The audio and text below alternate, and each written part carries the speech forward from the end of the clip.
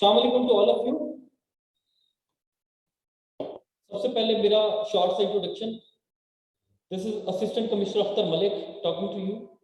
और मैं चूंकि पीएमएस 2020 में रिसेंटली मेरी इंडक्शन हुई है, तो पीएमएस 2019 का भी और पीएमएस 2020 का भी मैं जीके का टॉपर हूँ पूरे पंजाब से।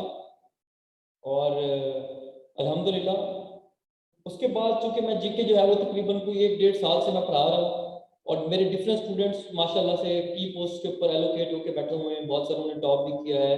Afsan Ashraf is one of them, जो कि इलेक्शन कमीशन के एग्जाम में उसने टॉप किया। बहुत सारे और एग्जांपल्स मौजूद हैं, तो जो कि मेरे फेसबुक का जो पेज है learn GK with Akhtar Malik, वहाँ पे शेयर भी की हुई। लाइफ वाइज जीके पढ़ाने का असल मकसद जो है वो ये है कि ताकि आप लोगों को जो भी मार्केट के अंदर एक जो ट्रेंड चल रहा है जीके का, जो आपको नोट्स पकड़ा दिए जाते हैं, हमने उसको डिस्करेज करना है।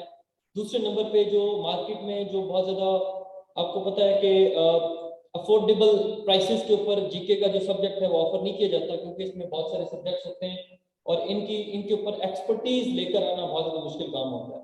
तो चूंकि मेरे लिए अल्हम्दुलिल्लाह ये मेरा 10वां बैच है जो मैं जिससे अभी आप लोग मुखातिब हैं, जिससे मैं मुखातिब हूँ, तो अफोर्डेबल कॉस्ट के ऊपर आप लोगों को एक क्वालिटी एजुकेशन की प्रोविजन, ये बुनियादी मकसद है जाविया के प्लेटफॉर्म से जो आप लोगों को हम डिलीवर कर रहे हैं। खैर, आज की जो हमारी डेमो क्लास है उसका जो बेसिक बुनियादी मकसद है, मकसद है why why why voice is not clear. एक मिनट।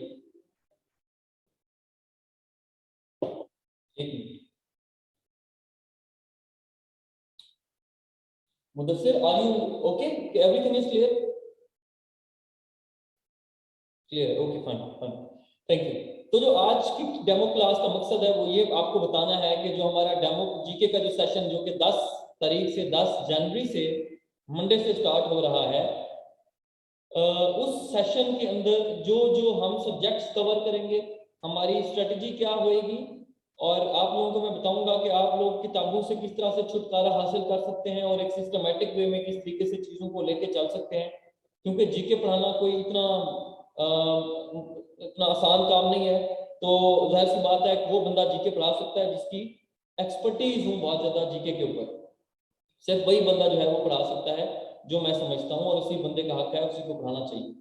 तो वालेकुम सलाम। चूंकि मैंने CSS PMS दोनों के एग्जाम दिए हुए हैं और एलोकेट भी हूँ, असिस्टेंट कमिश्नर भी हूँ, तो उस फेज से गुजरा हूँ। चूंकि मुझे चीज़ों का एनालिसिस करना जो है वो अच्छे तरीके से आता है कोई भी इवेंट है।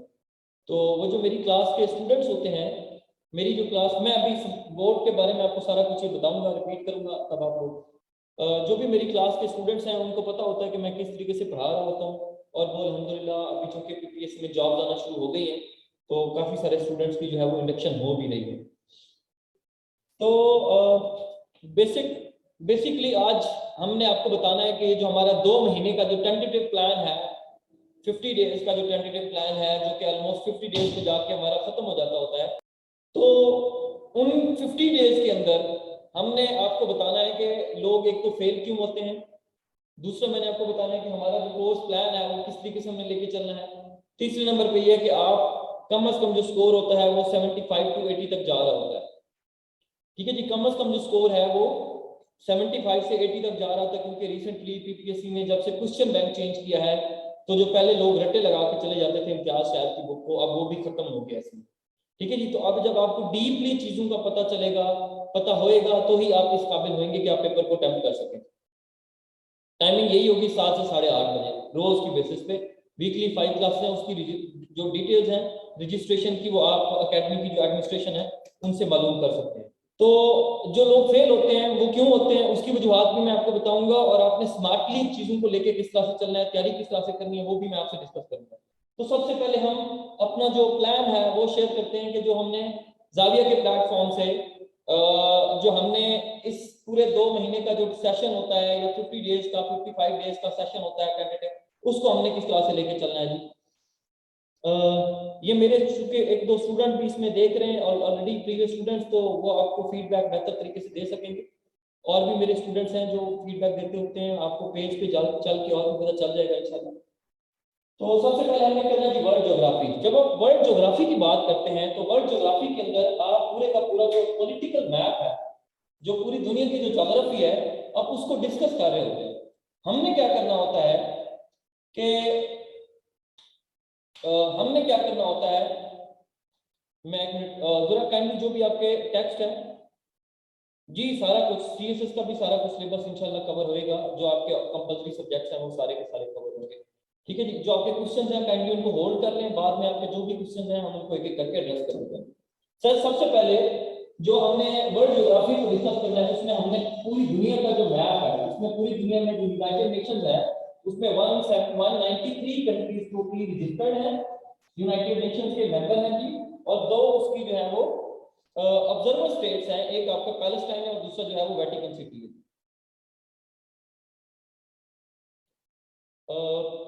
यार कैमरा यही है और इसी से सारी कुछ चीजें क्लियर हो जाएंगी। जो मैं बोल रहा हूँ ऑलमोस्ट वही चीजें लिखूंगा तो इट्स ओके। ठीक है जी। अच्छा, एक जो ये सारा कुछ आपको बाद में बताऊंगा। एक जो हाली स्टेट है जिसको वेटिकन सिटी कहते हैं, दूसरा Palestine, these are observer states. हमने हर कॉन्टिनेंट को सबसे पहले हमने बेसिक्स पढ़नी है जी ज्योग्राफी की। यहां से हमने स्टार्ट करना है बेसिक्स ऑफ ज्योग्राफी क्या होती है। बेसिक्स ऑफ ज्योग्राफी की जब हम बात करते हैं तो नंबर 1 जो है वो हम सबसे पहले इस्तेमाल, नंबर 2 आइलैंड, नंबर 3 बे, नंबर 4 गल्फ, ये क्रीक भी इसमें आ जाती है। ठीक है जी। बाइट, सैमन पे आपका आ जाता है जी। ठीक है। उसके बाद स्ट्रेट्स जितने भी हैं, उसके बाद 8 नंबर 8 पे आ जाते हैं जी आपके ये सीज, नंबर 9 पे रिवर्स, नंबर 10 पे ओशियंस, नंबर 11 पे डेजर्ट्स, नंबर 12 पे जो है वो आ जाते हैं माउंटेन्स। ठीक है जी। ये जो है आपकी ज्योग्राफी के अंदर ये तमाम की तमाम चीजें आ जाती हैं जी। माउंटेन्स भी इसमें आ जाती हैं आपके आपके इस्तेमाल, island, bay, gulf, creek, bight, strait, seas, rivers, ocean, deserts, mountains. ये हमने सबसे पहले जो एशियन कॉन्टिनेंट को पढ़ना है। इसके जो तमाम के तमाम 48 जो कंट्रीज हैं एशिया के अंदर, वो सारे के सारे हमने डिस्कस करेंगे। इसी तरह से दूसरे पे आपका यूरोपियन कॉन्टिनेंट है। तीसरे दिन जो है हमने नॉर्थ और साउथ अमेरिका को डिस्कस करेंगे। ये 2 अलग अलग जो कॉन्टिनेंट है, नॉर्थ अमेरिका, और जो चौथा कॉन्टिनेंट है वो साउथ अमेरिका। अफ्रीका को हम इसके बाद डिस्कस करेंगे।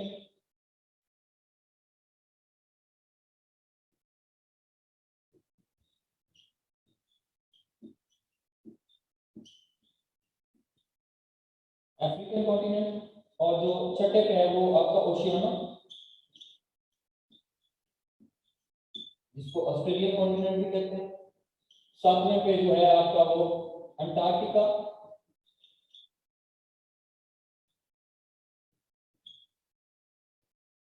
ठीक है।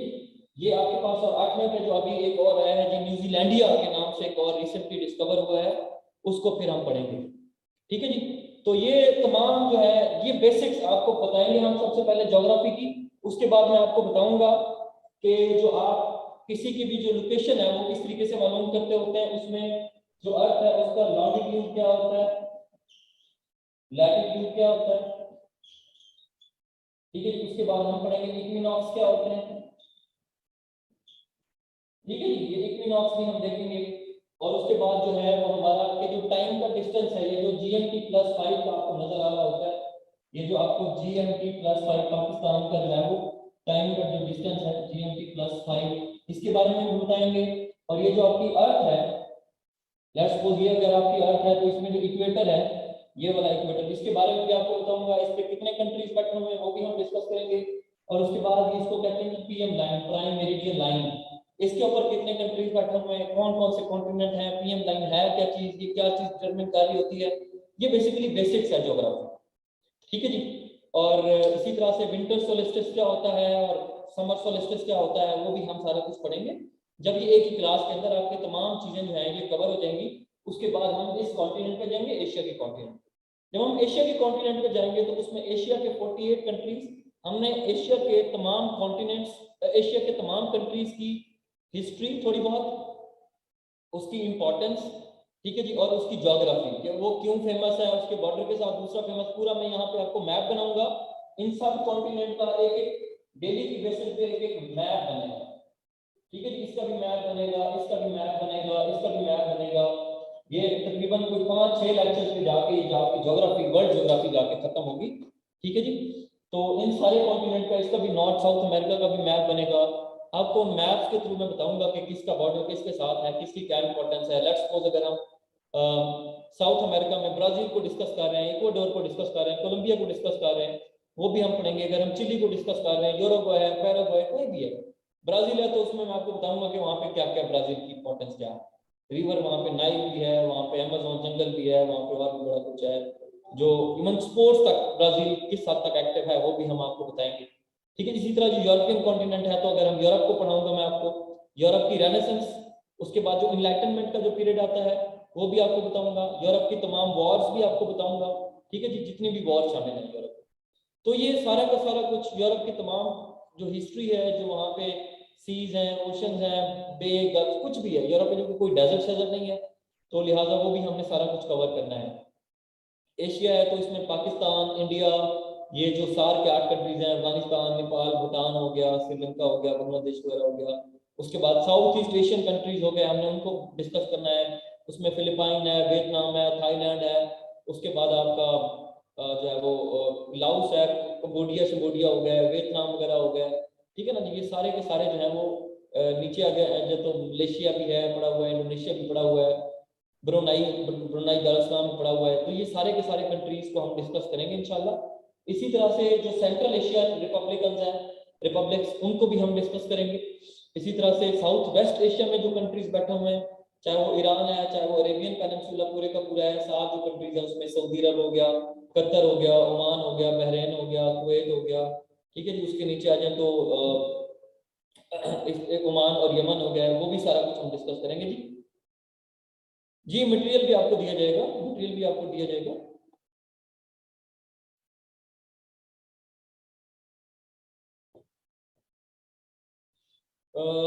मरियम जी, उनकी क्लासेस साथ ही चलेंगी ना, उनकी बच्चे क्लासेस साथ ही चलेंगी। ठीक है।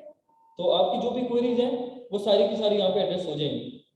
ठीक है जी। तो प्रीवियस बैचेस भी जो है ना वो आपको पता है नवंबर खत्म हो गया हुआ है, दिसंबर जो है वो ऑनगोइंग वो चल रहा है, उसके बाद ये वाला बैच चल रहा है।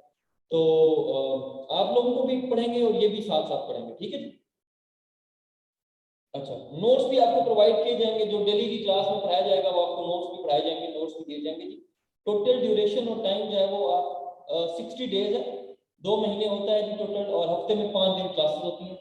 तो ये सारा कुछ जब हम पढ़ लेंगे तो ये वर्ल्ड ज्योग्राफी हो जाएगी, एक एक कॉन्टिनेंट। उसके बाद हम आएंगे पाकिस्तान की ज्योग्राफी पे। ठीक है जी। पाकिस्तान की ज्योग्राफी के ऊपर ऑनलाइन बहुत मुश्किल हो यार, ऑनलाइन स्टूडेंट्स मेरे तो 9 बैच ऑनलाइन ही चले हैं ना, तो कोई इतनी खास मुश्किल आती नहीं है बच्चे। ठीक है जी। और नहीं, रिवाइज नहीं होंगे। अच्छा खैर, आगे ये जो पिछले बैच वाले स्टूडेंट हैं दे कैन लीव, जो भी है 2-4 स्टूडेंट्स आए हुए हैं वो दे कैन लीव। अच्छा, उसके बाद जो है वो उसके बाद पाकिस्तान की ज्योग्राफी। तो पाकिस्तान की जब हम ज्योग्राफी को स्टार्ट करेंगे तो हम बॉर्डर से स्टार्ट करते हैं। बॉर्डर्स के किस बॉर्डर की, चूंकि जब पाकिस्तान का नया पॉलिटिकल मैप आया तो उसमें सारे के सारे जो बॉर्डर्स है पाकिस्तान के उनकी लेंथ चेंज हुई। अभी पाकिस्तान का जो टोटल एरिया था पहले 7,96,000 7,96,000 और 96 था स्क्वायर किलोमीटर स्क्वायर, अब जो है वो चेंज होके 8,81,913 किलोमीटर स्क्वायर हो गया हुआ है। उसी हिसाब से बाउंड्रीज बॉर्डर्स के नाम चेंज हुए जब से इंडिया ने आर्टिकल 370 और 35 ए रिवोक किया है 5 अगस्त 2019 को। ठीक है जी। तो उसके बाद जो है अच्छा उसके बाद जो है जब से हम इसको कवर कर लेंगे तो उसके बाद पाकिस्तान की ज्योग्राफी, जितने भी रिवर्स हैं, जितने भी डेजर्ट है पाकिस्तान के अंदर, ओशियन, जितने भी एक ओशियन है, पूरी की पूरी कोस्टल लाइन है, माउंटेन्स हैं, कौन सी कराक्रम है तो उसमें क्या है। ठीक है जी। उसके बाद हिमालय रेंज है तो वो कौन सी है, को हिंदू भाषा, तो उसकी उसको भी डिटेल के अंदर तीनों की तीनों को पढ़ेंगे। और जो जो छोटी मोटी पीक्स हैं, चाहे वो पीक पंजाल है, सब हिमालयाज है, लेसर हिमालयाज है, हमने उनको भी सारा कुछ कवर करना है। इसी तरह से पाकिस्तान के जो प्रोविंसेस हैं, प्रोविंशियल असेंबलीज, उनको भी थोड़ा बहुत देखेंगे हम, प्रोविंसेस को भी डिस्कस करेंगे, किसके कितने डिस्ट्रिक्ट्स हैं, तहसीलें, ये वो भी चलेंगे। उसके बाद हम आगे जाएंगे और हमने आगे कवर करना है इंडो पाक हिस्ट्री। ये इंडो पाक हिस्ट्री, इंडो पाक हिस्ट्री में क्या क्या आता है ये मैं मिटा रहा हूँ, इसको रेज कर रहा हूँ। उसके बाद हम डिस्कस करेंगे आगे इंडो पाक हिस्ट्री।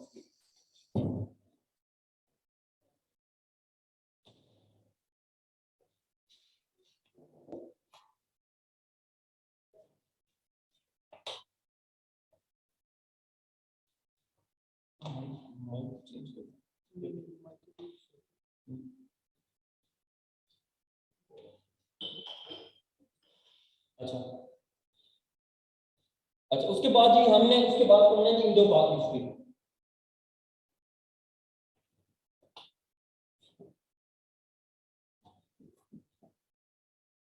इंडो पाक हिस्ट्री इसमें क्या क्या चीजें आ जाती हैं। इसमें हमने सबसे पहले जो जिन जिन सिविलाइजेशन को डिस्कस करना है, जो दुनिया की सबसे, जी मटेरियल प्रोवाइड किया जाएगा, शेयर जो भी है आपको सारा कुछ प्रोवाइड किया जाएगा। आप थोड़ा होल्ड योर हॉर्सेस, सब्र करके थोड़ा सा मुझे बोलने दें। उसके बाद जो भी आपकी क्वेरीज है वो discuss that those particular queries. Indo पाक हिस्ट्री में हमने सबसे पहले सिविलाइजेशन से स्टार्ट करना है। सबसे जो ओल्डेस्ट सिविलाइजेशन थी, ठीक है जी, वो कौन सी है जी। ठीक है जी। उसके बाद जो लेट्स सपोज मेसूरियन है, मेसोपोटामियन है, इंडस वैली सिविलाइजेशन है, मौर्यन इंपायर हो गई, चाणक्य इंपायर हो गई। उसके बाद आपकी रोमन इंपायर हो गई, रोमन बाद में टूट के फिर बैजेंटाइन इंपायर में कन्वर्ट हो गई।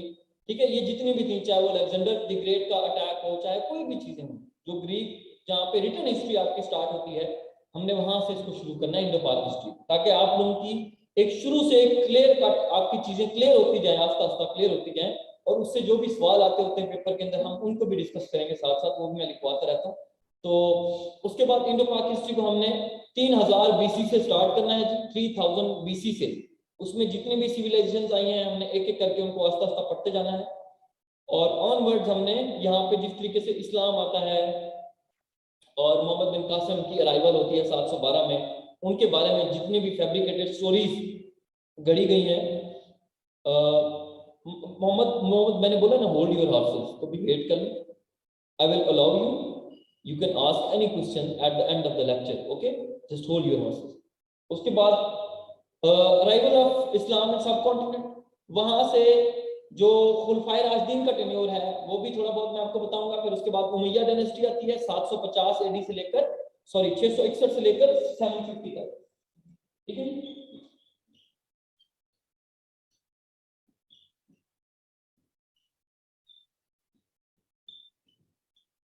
उसके बाद अब आते हैं जी अब्बासिड डायनेस्टी। अब्बासिड जो है वो 750 से स्टार्ट होती है और 1258 तक जाती है। ठीक है जी। इनके इनके बीच में ये अब्बासिड की डायनेस्टी चल रही होती है, क्योंकि मैं आपको बता चुका हूं कि हमने सारी सिविलाइजेशंस को पढ़ना है, उसके बाद इन सबको पढ़ना है। ठीक है जी। चाहे वो Mesopotamian, Indus valley civilisation,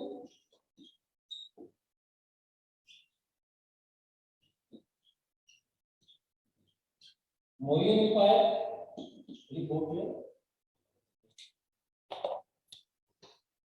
Maurya empire होगी, उसके बाद चाणक्य हो गया, ठीक है। उसके बाद जो है आपके ग्रीक्स हो गए, उसके बाद जो है वो आपकी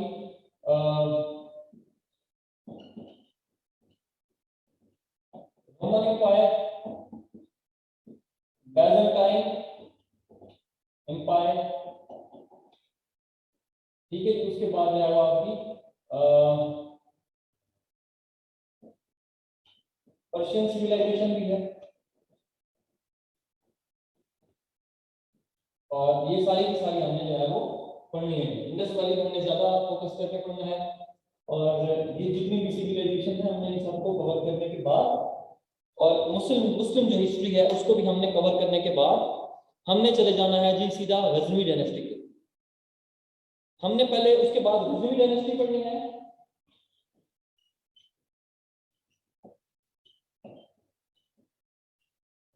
उसके बाद हमने गजनवी के बाद जो है वो गौरी आते हैं,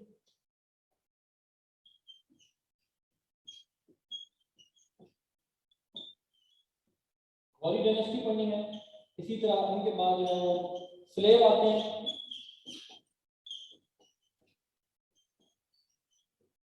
इसी तरह से खिलजी डायनेस्टी, तगलुक,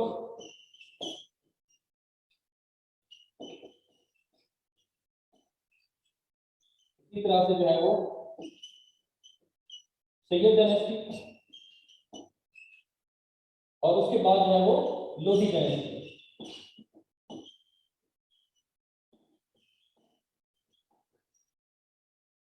ये जी हमने कवर करना है जी तकरीबन, ये जो है ये दिल्ली सल्तनत इनको कहते हैं, ये 1206 से लेकर 1526 तक जाता है, 1526 तक एडी।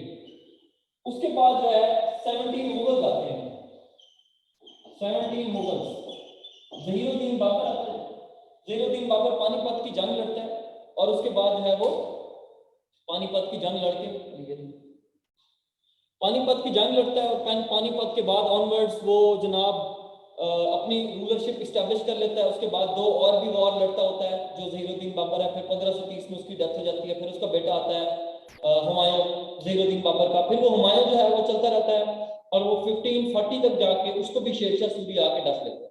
शेरशाह सूरी का टेन्योर स्टार्ट होता है 1540 टू 1545, उसमें बहुत सारे उसने काम करवाया, ये जीटीसी रोड भी उसने बनवाया, उसने रुपया सिक्का भी, करेंसी भी उसने मुतारिफ करवाई। उसके अलावा उसने जो रेवेन्यू का सिस्टम था उसको भी बिल्ड करवाया, उसने रोहतास फोर्ट वगैरह भी बनवाए, काफी कुछ उसने काम किया। रानी फोर्ट जो है, रानी कोट फोर्ट, वो भी उसने बनवाया, ठीक है जी। तो ये बड़ा कुछ उसने किया। इसी तरह से उसके बाद उसका बेटा है सिकंदर सूरी, फिर आदिल सूरी है, ठीक है। फिर उसके बाद दोबारा हुमायूं वापस आ जाता है, और दोबारा 1555 में, और दोबारा 1556 में वो उसकी डेथ हो जाती है। उसके बाद उसका बेटा, पानीपत की दूसरी वॉर होती है, फिर उसका बेटा आ जाता है सामने, हुमायूं के बाद अकबर। तो अकबर का टेन्योर 1556 से स्टार्ट होता है और ऑनवर्ड जाता है जी 1606 तक। 1606 तक अकबर की जो है वो सारी की सारी हमने पॉलिसीज पढ़नी है, चाहे वो दीन अकबरी हो, चाहे उसके अंदर डिफरेंट रिलीजन की एमलगमेशन हो, जिसमें इस्लाम के अंदर रिचुअल्स बहुत ज्यादा ऐड की गई थी, ठीक है जी। अच्छा, उसके बाद जो है वो अकबर का जो है वो टेन्योर पढ़ के हमने उसके फौरन बाद उसके बेटे जहांगीर के ऊपर चले गए। जहांगीर का टेन्योर स्टार्ट होता है जी 1606 से 1627 तक। जहांगीर का टेन्योर पूरा होता है, जहांगीर की जितनी भी कंस्ट्रक्शन थी, जितना भी सारा कुछ था, हम वो पढ़ेंगे उस दौर में। चूंकि जो उसके खिलाफ जाने वाले थे वो शेख अहमद सर हिंदी थे, हमने उनको भी पढ़ना है, जिन्होंने वहादतुल शहूद का कंसेप्ट दिया था। चूंकि तब वहादतुल वजूद चल रहा था, वहादतुल शहूद का कंसेप्ट देने वाले ये थे, ठीक है जी। अच्छा, उसके बाद जो है जी सारा कुछ इन डेप्थ हम पढ़ेंगे, इन डेप्थ टोटली। ये तो मैं आपको जस्ट आपको डेमो दे रहा हूँ ना, क्योंकि अगर मैं एक एक बताना शुरू कर दूं तो फिर वो बहुत ज्यादा टाइम हो जाएगा, तो क्लास में ही सारा कुछ हम डिस्कस करेंगे। इसी तरह से जब जहांगीर का टेन्योर खत्म होता है तो उसके बाद उसका बेटा आ जाता है जी शाहजहां, शहनशाह जिसको बोलते हैं, जिसकी बीवी थी आपको ये अर्जुमंद बानो मुमताज, ठीक है जी, मुमताज बेगम, जिसके बाद ताजमहल उसने बनाया जिसकी याद में, और वो 1653 में जाकर कंप्लीट वो आगरा के अंदर ताजमहल था, वो भी उसी ने बनवाया था। वो ग्रेट बिल्डर कहलाता था जो शहनशाह था, उसने बहुत कुछ बनवाया था, ठीक है जी। वो आपको पढ़ाऊंगा कि क्या क्या कुछ। उसके बाद आता है जी औरंगजेब आलमगीर। औरंगजेब आलमगीर अपने बाप के साथ बैटल ऑफ समूगढ़ लड़ता है और अपने बाप और जो भाई था उसका दारा, उसके खिलाफ फाइट करके अपने बाप को भाई को दोनों को जेल में बंद कर देता है। उसके बाद औरंगजेब का आलमगीर का टेन्योर चलता है जी 1658 से लेकर ऑनवर्ड 1707 तक। ठीक है जी। अच्छा 1707 तक ये स्टार्ट होता है औरंगजेब आलमगीर। औरंगजेब आलमगीर की जैसे डेथ होती है उसके बाद मुगलों का डिक्लाइन होना शुरू हो जाता है। ठीक है जी। उसके बाद उसके बेटे आ गए, चाहे वो जितने भी आए बाद में, आलम शाह वाले, ये सारे लोग, ये ईस्ट इंडिया कंपनी का रोल चूंकि बढ़ता गया बहुत ज्यादा, और इनकी स्टेट भी कमजोर से कमजोर तर होती गई थी बहुत ज्यादा मुगलों की। ठीक है जी। उसमें इंटरनल एग्रेशन था, नादिर शाह का बीच में हमला, बैटल ऑफ प्लासी देख लिया आप। ठीक है जी। बैटल ऑफ बक्सर वो बाद में जाके हुई है। मतलब शुरू से इनकी मराठों के साथ और सिखों के साथ इनकी आपस में बड़ी लड़ाइयां चलती आ रही हैं, वो मैं आपको बताऊंगा। औरंगजेब आलमगीर की जो ऑर्थोडॉक्स पॉलिसी थी, रिलीजियस रेडिकल इस्लाम और शरीयत नाफिज करने वाली, वो भी मैं आपको सारा कुछ बताऊंगा। इसी तरह से मुगलों का जो आखिरी रूलर है बहादुर शाह जफर, वो भी आपको बताऊंगा। 1837 से 1858 तक उसका आखिरी टेन्योर है, 57 तक। उसके बाद ईस्ट इंडिया कंपनी खत्म और उसके बाद डायरेक्ट ब्रिटिशर्स का रूल एक्सटेंड हो जाता है। वो फिर जो भी कॉन्स्टिट्यूशनल अमेंडमेंट्स करने हैं, चाहे वो 1858 का हो, 1861 का हो, 1882 का हो, 1892 का हो, ठीक है जी, ये सारा कुछ मैं आपको पढ़ाऊंगा। बीच में जितनी भी प्रोमिनेंट पर्सनालिटीज हैं, सैयद अहमद शहीद, उसके बाद शेख अहमद सर हिंदी हैं, उसके बाद शाह वलीउल्लाह है, उसके बाद अल्लामा इकबाल है, जिन्ना है, ठीक है जी, और सर सैयद अहमद खान। इनके ऊपर मैं आपको सारा कुछ डिटेल के अंदर पढ़ाऊंगा। ठीक है जी।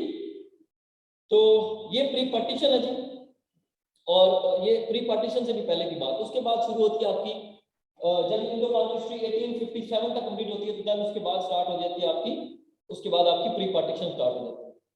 प्री पार्टीशन में क्या किया जाता है? प्री पार्टीशन में 1885 जो कांग्रेस की फॉर्मेशन होती है, ठीक है जी, दिल्ली के अंदर, वहां से हम स्टार्ट करेंगे 1885 से कि कांग्रेस क्यों बनी, उसके मोहरेकात क्या थे, बनाने वाला कौन था, उसका प्रेसिडेंट कौन था, कहाँ पे बनी, उसका फर्स्ट सेशन कहाँ पे हुआ, कौन से लोग थे, इंडियन एसोसिएशन का क्या रोल था। उसके बाद जो इंडियन नेशनलिज्म इराक होता है इन द फॉर्म ऑफ बाल गंगाधर तिलक, वो क्या चीज थी, उसने क्यों इंडिया हिंदू नेशनलिज्म को प्रोवोक करना शुरू कर दिया था, फिर उस बाद में कैप्चर किया गया।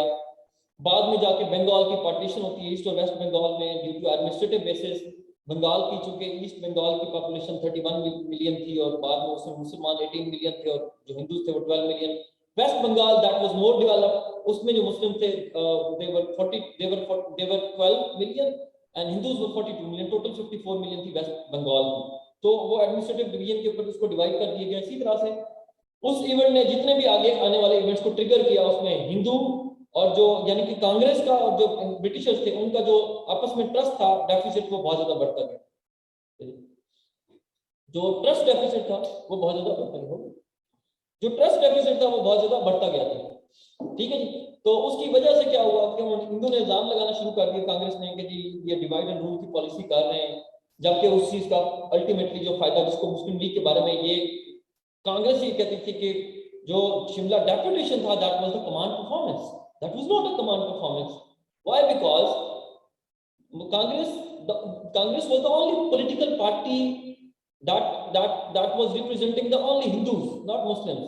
मुसलमानों की कोई पॉलिटिकल से कोई नहीं थी, कोई पॉलिटिकल रिप्रेजेंटेशन नहीं थी। ऑलरेडी वो एंटेगनिज्म हिंदुओं का मुसलमानों की तरफ ऑलरेडी बढ़ चुका हुआ था, चाहे उर्दू हिंदी कंट्रोवर्सी से देख लें आप, उसके बाद के जितने भी events, that was not a command performance.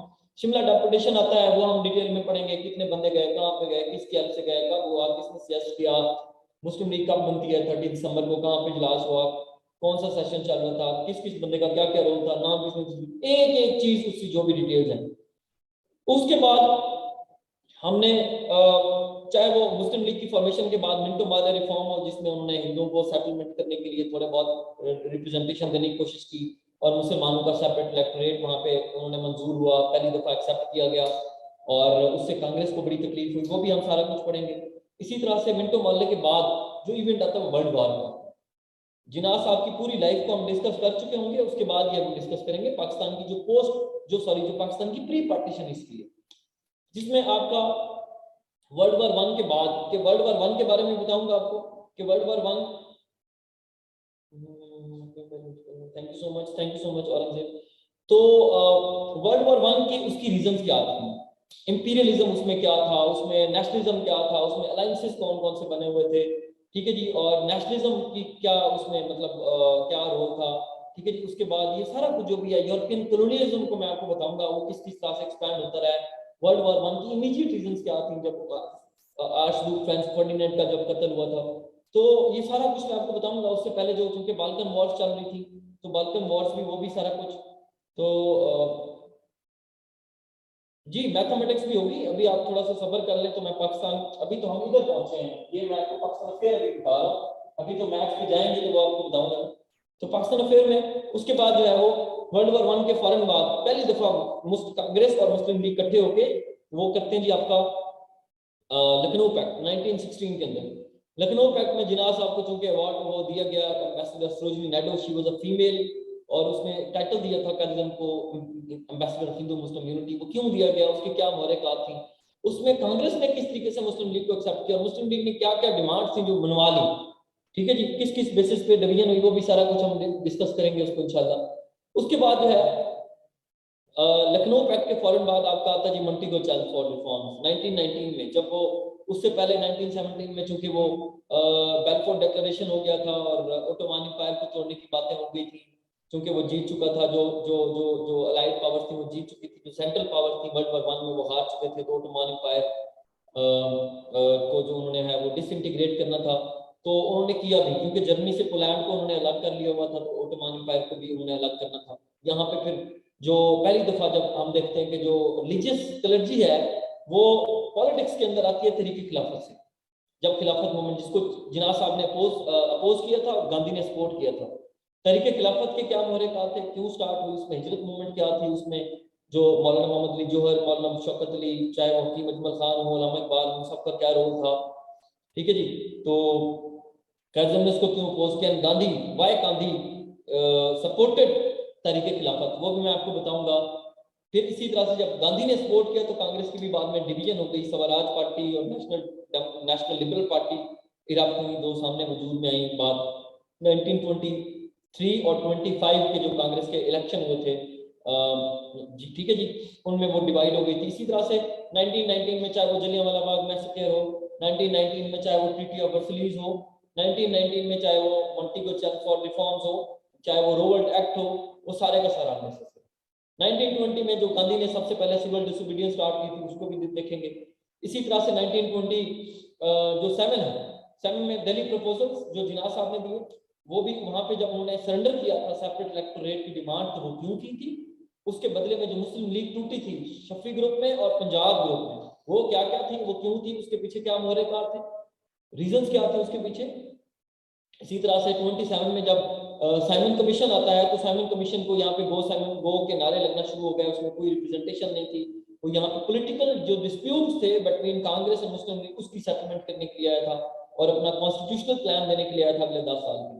Likewise उसके फौरन बाद नेहरू रिपोर्ट आती है 1928, फिर कर्जों के 14 नुकात जिसमें नेहरू रिपोर्ट ने दिल्ली प्रपोजल्स को रिजेक्ट किया, फिर 14 पॉइंट्स में नेहरू रिपोर्ट को कर्जों ने रिजेक्ट कर दिया, फिर 1930 में इलाहाबाद एड्रेस है, और जो थी 3 राउंड टेबल कॉन्फ्रेंस है, राउंड टेबल कॉन्फ्रेंस 1930, 1931, 32 तीनों की तीनों हम पढ़ेंगे, किसमें किसने शिरकत की, टोटल बंदे क्यों थे, उसका बेसिक ऑब्जेक्टिव्स क्या थे, उसमें जो कि गांधी इवन पैक्ट हुआ वो क्या था, कम्युनल अवार्ड्स थे वो क्या थे, ठीक है जी। जो जो जो बी आर अम्बेडकर ने जो चूंकि वो शूद्रों का लीडर था तो उसके साथ उन्होंने किया। 1933 में चौधरी रहमत अली, वो भी डिस्कस करेंगे। 1934 में जिन्ना साहब he became the permanent president of Muslim league. 1935 India act, उसी में चूंकि यहाँ एफपीएससी भी आई, उसी में यहाँ पे इंडिया में पहले प्रीवी काउंसिल होती थी लंदन के अंदर, यहाँ पे सुप्रीम कोर्ट नहीं होती थी या फेडरल कोर्ट नहीं होती थी, हाई कोर्ट्स होती थी जो कॉलोनीज थी ब्रिटिशर्स की। तो पहली दफा फेडरल कोर्ट आई 1935 के एक्ट में, आपका एफपीएससी भी आया, बर्मा अलग किया गया, और भी बहुत सारी उसमें अमेंडमेंट की गई। गवर्नर जनरल का जो सिस्टम था वो भी आया गया, मुतारफ करवाया गया। सूबों में जो है वो डीआरपी सिस्टम खत्म किया गया, जो कि 1919 में मंजूर किया गया था, अच्छा सूबों में लेकर आया गया था। मॉन्टेगो चैलेंज फॉर रिफॉर्म यहाँ पे फेडरल में उन्होंने इंट्रोड्यूस करवा दिया, वो भी सारा कुछ हम डिस्कस करेंगे। 1936 36 और 37 के इलेक्शंस वो भी डिस्कस करेंगे। कांग्रेस मिनिस्ट्रीज, तो उसके बाद कांग्रेस मिनिस्ट्रीज में जो मुसलमानों के ऊपर मुजालिम हुए वो भी डिस्कस करेंगे, और वो जो उनकी रिपोर्ट्स है, चाहे वो पीरपुर रिपोर्ट हो, शरीफ कमीशन रिपोर्ट हो, चाहे वो मौलवी के फजल जो हक रिपोर्ट है वो हो। उसके बाद डे ऑफ डिलीवरेंस, उसके बाद 23 मार्च 1940, उसके उसके उसके उससे उससे पहले 1939 में जो वर्ल्ड वॉर 2 इरप्ट हुआ, जिसमें हिटलर का नासिज्म जो है वो नाजिज्म जो है वो बहुत ज्यादा, क्योंकि उसने वो नेशनलिज्म की बुनियादों के ऊपर उसने अटैक कर दिया था पोलैंड के ऊपर, तो जहाँ से वर्ल्ड वॉर 2 स्टार्ट हुई।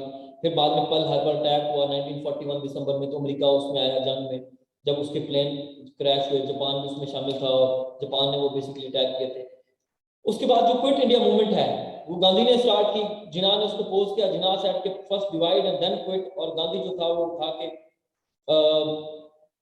जी ये सिंध पब्लिक सर्विस कमीशन के लिए, बलूचिस्तान केपी के सब के लिए फायदेमंद है, क्योंकि सारा कुछ सिलेबस सबका यही सिलेबस है जो मैं पढ़ाऊंगा आपको, इन डेप्थ चीजें पढ़ाऊंगा। मैं आपको ये नहीं बताऊंगा कि जी लखनऊ पैक्ट हुआ था 1916 के अंदर, तो बस मैं आपको बताऊंगा लखनऊ पैक्ट था क्या, उसकी वजह से आगे क्या हुआ, पीछे क्या हुआ, कौन से फैक्टर थे जिसके दोनों पार्टीज इकट्ठी होंगी और आखिरी दफा इकट्ठे होंगी, वो चीजें मैं आपको बताऊंगा इन डेप्थ एनालिसिस में ना, ताकि आप लोगों की अंडरस्टैंडिंग क्लियर हो, एक ब्रॉडर विजन के लिए।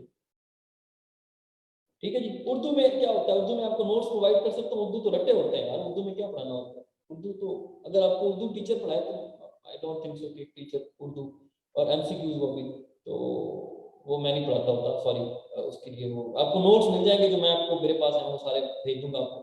उसके बाद क्या होता है कि 1942 quit India movement, and then उसके बाद 1944 की गांधी जी ने अटैक्स होना शुरू हो जाती हैं, उसके बाद 1945 में वेवल प्लान हो गया, उसके बाद आपका जो है बीच में चूंकि शिमला कॉन्फ्रेंस भी होती है वो भी हम पढ़ेंगे 1942 में, इसी तरह सब स्टैफोर्ड क्रिप्स जो है वो भी बीच में पढ़ेंगे, शिमला कॉन्फ्रेंस 1946 वाली उसको भी पढ़ेंगे।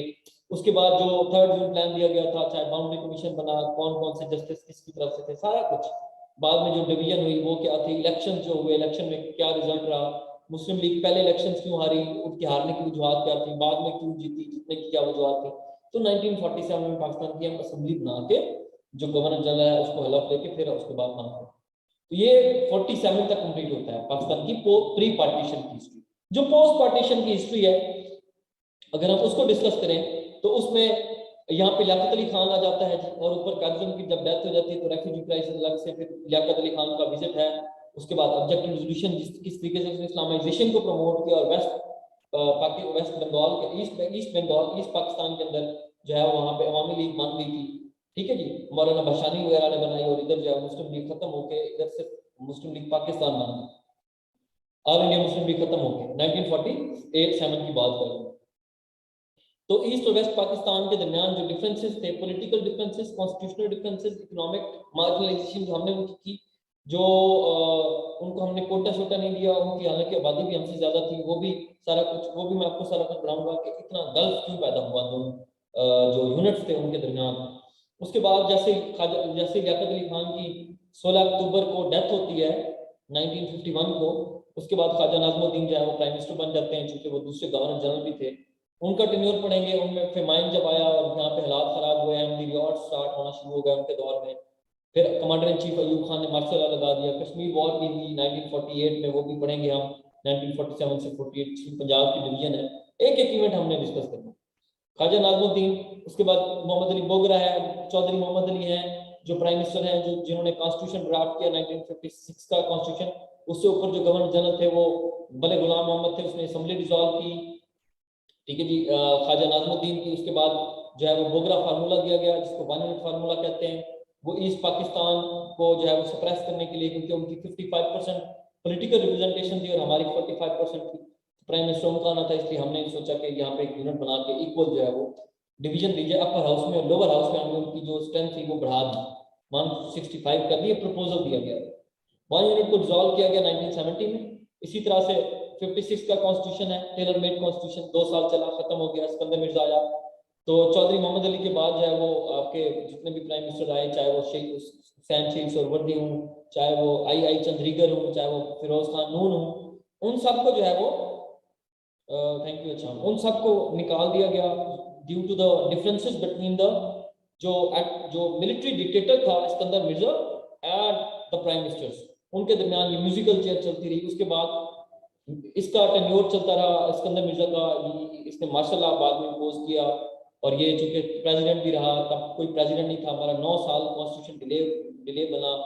3 बेसिक जो कमेटीज बनी थी वो खत्म हुई, चौथी में जाके ये बना हमारा जो कॉन्स्टिट्यूशन है। इसमें क्या था सारा कुछ आपको बताऊंगा, किस बंदे का क्या रोल था। तो 56 के बाद जो है वो 2 साल का टेन्योर सिकंदर मिर्जा का है। 58 7 अक्टूबर को उसने मार्शल लॉ इम्पोज कर दिया, 7 अक्टूबर 1958 को, और उसके बाद 27 अक्टूबर को 1958 को जो है वो मार्शल लॉ इम्पोज कर दिया अयूब खान ने, फील्ड मार्शल अयूब खान। तो पहला जो पाकिस्तान का जो प्रेसिडेंट है वो सिकंदर मिर्जा है, और पहला जो elected prime minister that is जो है वो अयूब खान। ठीक है जी।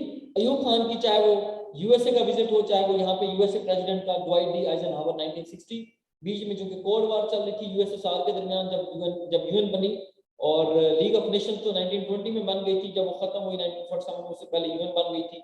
तो यूएन में कोल्ड वॉर जो है वो चल पड़ी यूएसएसआर की, और उसके बाद अमेरिका की, तो पाकिस्तान जो है वो सिक्योरिटी स्टेट डिक्लेयर रहा। पाकिस्तान ने साथ दिया अमेरिका का, तो इसलिए हमने सीटो सेंटो भी किया बीच में 1954 55 में।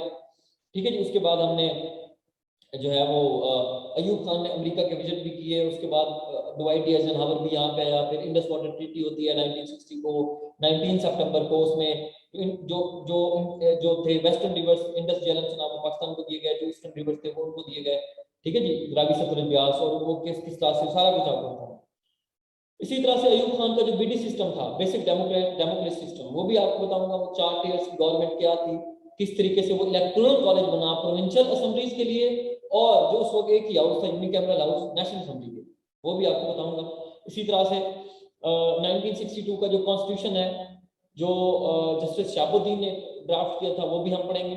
उसके बाद जो 1963 64 में क्या क्या होता रहा, पीटीवी आई 1964 में, चूंकि बहुत सारा अयूब खान का रेफरेंडम भी है 1960 वाला।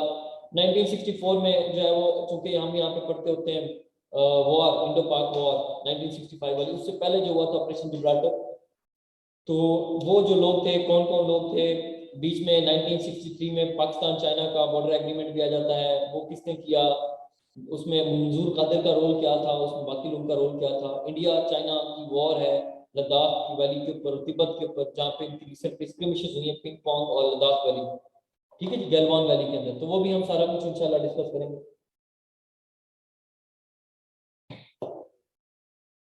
उसके बाद जो है टेस्ट बाद में लिए जाएंगे जब आपका सेशन कंप्लीट होगा। 1965 की वॉर 17 दिन की वॉर 6 सितंबर को लड़ी गई और 23 सितंबर को खत्म हुई। उसके बाद ताशकंद एग्रीमेंट होता है। ताशकंद एग्रीमेंट, फिर अयूब खान की जो एग्रीकल्चर पॉलिसी थी हम वो भी डिस्कस करेंगे, जो डैम्स वगैरह बने गए वो भी डिस्कस करेंगे हम। ठीक है जी। इसी तरह से उसकी जो इकोनॉमिक पॉलिसी थी, 5 ईयर्स के जो प्लान होते थे हम वो भी डिस्कस करेंगे। इसी तरह से अयूब खान का पूरा टेन्योर हम पढ़ेंगे, जिसमें शेख मुजीब ने 1966 में उसको 6 पॉइंट्स भी दिए थे। उसके बाद जो है वो अगरतला कॉन्स्पिरेसी होती है 1968 में, जो शेख मुजीबुर रहमान ने किया। जिस तरह Rawalpindi case, conspiracy case Faiz Ahmed Faiz के ऊपर, उसको बंद किया गया था 1948 9 में 51 में। इसी तरह से वहां पे भी अगरतला कॉन्स्पिरेसी में 1968 में Sheikh Mujib was in prison, he was sent to the prison. तो उसके बाद जो है वो शेख मुजीब को उसको छोड़ना पड़ा। फिर भुट्टो साहब फॉरेन मिनिस्टर, तो भुट्टो ने भी अपनी जो है वो उसके बाद पीपल्स पार्टी बनाई 1967 में नवंबर में। तो उसके भी ऑब्जेक्टिव हम पढ़ेंगे। भुट्टो का जो टिल्ट कंप्लीटली सोशलिज्म की तरफ था वो क्या था। बीच में मैं आपको ये भी बताता रहूंगा कि सोशलिज्म क्या होता है, कैपिटलिज्म क्या होता है, पॉपुलिज्म क्या होता है, नेशनलिज्म क्या होता है। ठीक है जी। और ये सारा कुछ जो भी है। उसके बाद जो है भुट्टो साहब का टेन्योर पड़ेगा, याया खान का टेन्योर जब पाकिस्तान टूटा 1969 में, उसमें रिजाइन कर दिया अयूब खान ने। याया खान आया, उसने मार्शल लॉ लगाया, भुट्टो का टेन्योर शुरू हुआ। भुट्टो जो है उसके पास 4-5 ओहदे रहे, अपनी पार्टी का वो चेयरमैन था, वो सिविलियन फील्ड मार्शल एडमिनिस्ट्रेटर भी रहा, वो प्रेसिडेंट भी रहा, वो प्राइम मिनिस्टर भी रहा, फॉरेन मिनिस्टर भी रहा। तो उसका एक एक टेन्योर हम पढ़ेंगे भुट्टो साहब का। जो चूंकि भुट्टो की जो एग्रीकल्चर पॉलिसी थी या उसकी नेशनलाइजेशन की पॉलिसी, जिसने पाकिस्तान को इकोनॉमिक सेटबैक दिया बहुत बड़ा, वो भी हम पढ़ेंगे भुट्टो के दौर की। इंटरिम कॉन्स्टिट्यूशन भी पढ़ेंगे, भुट्टो के चाइना और यूएसएसआर के विजिट्स भी पढ़ेंगे। भुट्टो के दौर में उससे पहले जो स्टील मिल बनाई गई वो भी हम पढ़ेंगे। भुट्टो के दौर में स्टील मिल बनाई गई वो भी हम पढ़ेंगे। भुट्टो के दौर में काजम यूनिवर्सिटी बनाई गई वो भी सारा कुछ डिस्कस करेंगे, जो भी बहुत कुछ बनाया गया। भुट्टो की टोटल पॉलिसीज, चाहे वो ओआईसी की फॉर्मेशन है 25 दिसंबर 1969 को, उसका सेकंड समिट हुआ 74 में लाहौर में, थर्ड हुआ उसका जद्दा में, पहला हुआ मोरक्को के अंदर रबात में। वो भी सारा कुछ मैं आपको बताता रहूंगा। भुट्टो की कंप्लीट जो पॉलिसी है उसके खिलाफ जो पीएनए का इत्तेहाद बना नौस्तरा जमात का, चूंकि बीच में ढाका डिबेकल हुआ था जिसका इल्जाम भुट्टो के ऊपर आया था। 16 दिसंबर को हमसे बांग्लादेश अलग हो गया था, वहाँ पे मक्ती बांधी। फिर हमने शिमला एग्रीमेंट किया 2 जुलाई 1972 को इंडिया के साथ। और उसमें हमने फिर अपनी जो फौजें थी 90,000 फौजें वो वापस हमने छुड़वाई, और उसके बदले हमने कहा कि कश्मीर जो है that is a bilateral issue, it's not international issue anymore. तो हमने अपनी टर्म्स इंडिया ने अपनी बनवाई, क्योंकि हमारे फौजी छुड़वाने थे। ये भी भुट्टो के दौर में हुआ। तो ये चूंकि हेनरी किसिंजर था और बाद में निक्सन, रिचर्ड निक्सन, ये अमेरिकन प्रेसिडेंट, वो भुट्टो को बड़ा डिसलाइक करते थे। वो भी हम सारा कुछ डिस्कस करेंगे, चाहे वो इस्लामिक ब्लॉक बनाने की कोशिश हो भुट्टो की, वो भी हम डिस्कस करेंगे। उसके बाद जो है भुट्टो को जब उसने इलेक्शन करवाया, उसके ऊपर रिगिंग का इल्जाम लगाया गया। 9 सितारा जमात जो थी, PNA, पाकिस्तान नेशनल लाइंस, ये जिसमें तमाम रिलीजियस पार्टी शामिल थी, वो भी हम डिस्कस करेंगे। और जो ज़ियाउल हक ने मार्शल इम्पोज किया, ज़िया को लाने वाले जो है वो भुट्टो था, जुल्फ़िकार अली भुट्टो। तो भुट्टो को भी है उसने जुल्फ़िकार फोर्स बनाई CSS के अंदर, काफ़ी ज़्यादा जो है वो उसमें रिफॉर्म्स की भुट्टो ने। जो है वो मिलिट्री के अंदर भी रिफॉर्म्स लाने की कोशिश की, मिलिट्री को वीकन करने की कोशिश की, उनका जो रोल होता है अनकॉन्स्टिट्यूशनल रोल, उसको कम करने। खैर उसके बाद जो है वो ज़ियाउल हक का दौर 5 जुलाई 1977 को माशाल्लाह सामने। उसके बाद ज़िया का एरा जो है मैं समझता हूँ that is the darkest era in the Pakistan history. Why? Because जितनी भी पाकिस्तान के अंदर आप देखते होंगे, जितने भी Kalashnikov culture, drug culture, sectarianism आई, उसके दौर में सारा गन बला असला यहाँ पे आना शुरू हुआ। यहाँ पे ड्रग कल्चर आया, उसकी वजह से बॉर्डर मैनेजमेंट को नहीं थी, इन्फ्लक्स आया due to Afghan Soviet Afghan war, जिसमें बॉर्डर मैनेजमेंट ना होने के बराबर थी। हमने दूसरों की वॉर को इम्पोज करके लड़ी जिहाद के नाम पे, चाहे वो उसका PC हो ज़ियाउल हक का, चाहे वो LF हो, वो लीगल फ्रेमवर्क ऑर्डर जो याया खान ने दिया था। ठीक है जी। इसी तरह ज़ियाउल हक ने भी PCO दिया था, प्रोविजनल कॉन्स्टिट्यूशन ऑर्डर, उसने हदूद ऑर्डिनेंस की मुतारिफ करवाने की कोशिश की। जो 1973 का कॉन्स्टिट्यूशन है, इसको जो है वो हफीज पीरजादा ने ड्राफ्ट किया था, उसमें 7 अमेंडमेंट जो है भुट्टो के दौर में हुई, 3 जो है वो ज़िया के दौर में हुई। 9th अमेंडमेंट जो थी वो नहीं पास उसकी, जो शरिया लॉ था।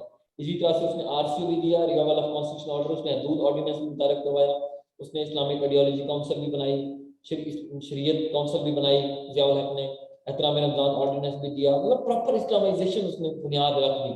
जो उसके जो पॉलिटिकल पार्टी थे उनके ऊपर बैन किया, कॉन्स्टिट्यूशन को उसने एब्रोगेट किया। अमेरिका की वॉर बड़ा पीनट्स के बदले में $7 बिलियन हमें मिला, टोटल एक डेकेड की वॉर में कुछ भी नहीं था। ठीक है जी। और यहाँ पे भुट्टो का न्यूक्लियर प्रोग्राम वो भी हम पढ़ेंगे, जो ज़िया ने उसको कंटिन्यू रखा। तो वो एक ही उसका काम अच्छा ज़िया का, बाकी और कोई काम आप मुझे दिखा दें कोई अच्छा काम, मुझे तो नहीं नजर आता। खैर उसके बाद जो है नहीं, रिकॉर्डेड लेक्चर में नहीं देता होता आपको। रिकॉर्डेड लेक्चर मेरा असूल है, मैं आज तक रिकॉर्ड नहीं, बहुत कम दिए स्टूडेंट्स को, तो नहीं देता होता। कोई एक और कर लिया तो कर लिया, अदरवाइज नहीं। तो भुट्टो के बाद जो है वो ज़ियाउल हक के बाद जो है वो ज़ियाउल हक का चौके उजड़ी कैंप वाला वाक़या हो, या उससे पहले जिसमें सार्क बना है 1985 के अंदर, वो भी यूट्यूब चैनल है जाविया के पेज से। अभी होल्ड कर लें क्वेश्चंस को प्लीज, थोड़ा सा होल्ड कर लें, मेरा फ्लो ना टूटने में। तो ज़ियाउल हक का कंप्लीटली टेन्योर, जिसमें हम पूरा जो है वो सऊदी लेड ब्लॉक और अमेरिकन लेड ब्लॉक में चले गए। यहाँ पे हमने पूरा खटक में और सारा कुछ जो है वो जहादी वगैरह भेजे अफगानिस्तान में। अफगानिस्तान में जो है वो नूर खान तरकई और जो है वो दाऊद खान की खलक पार्टी थी, उन्होंने USSR को एक ने बुलाया, नूर खान तरकई ने। तो 24 दिसंबर 1979 को USSR ने इन्वेड किया। उसके बाद यहाँ पे हमने अमेरिका की जो वॉर थी वो खुद पे इम्पोज करके लड़ी। तो ये सारा कुछ जो है ये हम ये इट्स एन इंट्रोडक्टरी क्लास, जिसमें मैं आपको बताऊंगा कि हम क्या करेंगे चाहते हैं।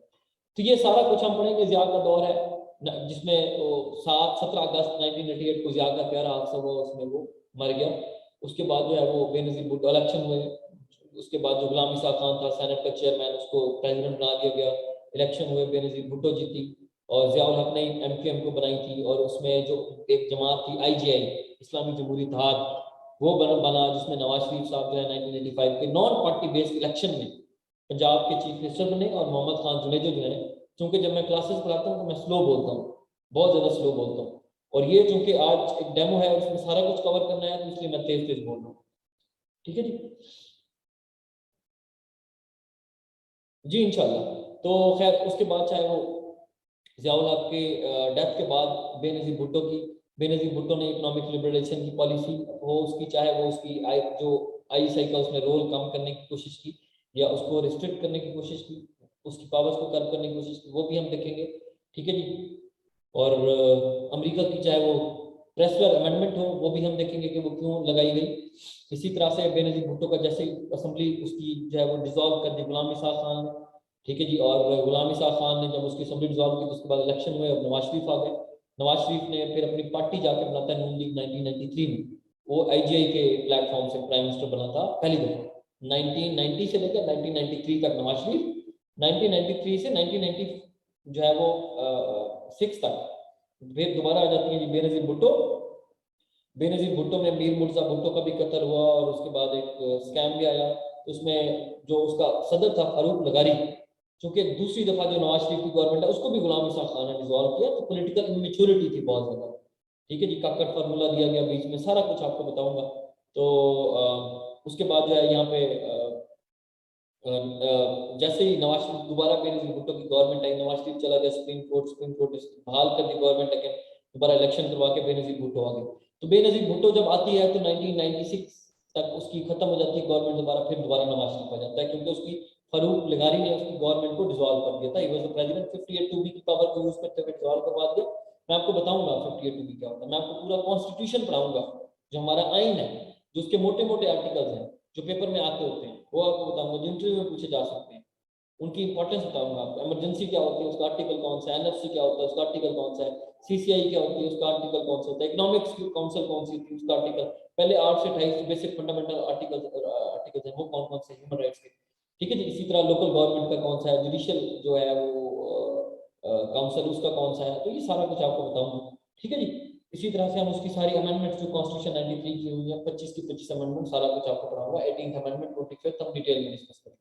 उसके बाद जो है फिजिकल क्लासेस का जो है वो यहाँ पे जाविया में आपको ये कॉन्टैक्ट नंबर लिखा हुआ है, पूछ लें। ये जेल रोड के पास है जी, चाइना चौक वहाँ पे ही है, कच्चा लाला से आगे मुझे चलने दें प्लीज। उसके बाद जो है नवाज शरीफ का टेन्योर, चाहे उसमें एटमी धमाके उसने किए हो, चाहे वो मोटरवे वगैरह बनाई हो, चाहे वो येलो कैब स्कीम हो, कोई भी हो, वो भी सारा कुछ हम डिस्कस करेंगे। इसी तरह से जी लेक्चर के बाद आप काइंडली मैं सारे क्वेश्चन एड्रेस करूंगा, थोड़ा सा मुझे टाइम दे दें। Thank you very much for your patience. उसके बाद जो है मुशर्रफ 12 अक्टूबर 1999, अस्सलाम वालेकुम, दोबारा माशाल्लाह, ठीक है जी। तो दोबारा माशाल्लाह लगा, तो उसके बाद नवाज शरीफ को हटा दिया गया, नवाज शरीफ को ज़्यादा भेज दिया गया और मुशर्रफ आ गया। मुशर्रफ ने जो है इनलाइटेड मॉडर्निज्म का नारा लगाया। और देखिए अयूब के दौर में कोल्ड वॉर थी, जिया के दौर में ये सोवियत वॉर थी, जिससे से माशाल्लाह को प्रोलॉन्ग मिला, उनको लेजिटिमेसी उन्होंने बरकरार रखने के लिए पार्टीज बनाई, क्या कुछ नहीं किया, इस्लाम को यूज किया। जब कारगिल की वॉर होती है 1999 की, और सैचन की तो 84 में हुई थी, 1984 जिया के दौर में, कारगिल की 1999 में हुई थी, जिसमें वाजपेयी ने विजिट किया था, उसके बाद कारगिल की वॉर हुई थी, नवाज शरीफ को विजिट किया था 1999 में, ठीक है जी। तो नवाज शरीफ ने जब आया उसके बाद जब आया मुशर्रफ, तो मुशर्रफ ने आते साथ जो है वो नैब ऑर्डिनेंस लेकर आ गया, जिसमें उसने सिलेक्टिव अकाउंटेबिलिटी की, सिलेक्टिव करप्शन की। उसके बाद उसने एचईसी वगैरह बना दिया। उसके बाद 9/11 हो गया। उसके बाद इंडिया के जो है वो इंडियन पार्लियामेंट के ऊपर अटैक हुआ 2001 में, फौजें हमारी गरीब हो गई, वो भी सारा कुछ डिस्कस करेंगे। फिर हम नॉन नेटो अलाय बन गए, वही तालिबान की गवर्नमेंट जो 1995 में मुल्ला उमर ने बनाई, बुरहानुद्दीन रब्बानी की गवर्नमेंट को खत्म करके, जो कि 2001 में खत्म हुई 9/11 के बाद, जिसमें हामिद करज़ई आ गया था, ठीक है जी। वो भी हम सारा कुछ डिस्कस करेंगे पीछे कॉन्टेक्स्ट के अंदर।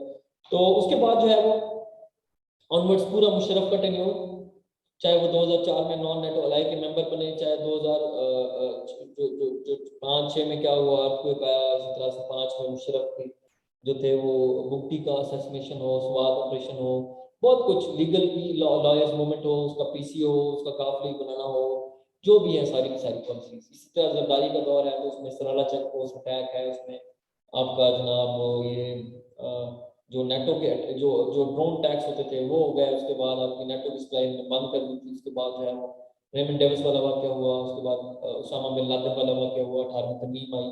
उसके बाद आपका ये जितने भी इवेंट्स हैं, चाहे मेमोगेट स्कैंडल है, यूसुफ जगलानी, आईपीआई गैस पाइपलाइन का मंसूबा है, जरदारी के विजिट्स हो गए।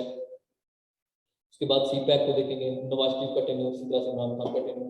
फिर हम आएंगे पाकिस्तान के जो अभी पाकिस्तान फिर ये हमारा चल रहा है।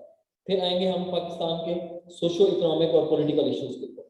जो सोशल इश्यूज हैं, लेट्स सपोज इलिटरेसी है, पेपर में आ जाता होता है कि जी पाकिस्तान का एचडीआई का नंबर कौन सा है, ह्यूमन डेवलपमेंट इंडेक्स। मैं आपको बताऊंगा ह्यूमन डेवलपमेंट इंडेक्स होती क्या है।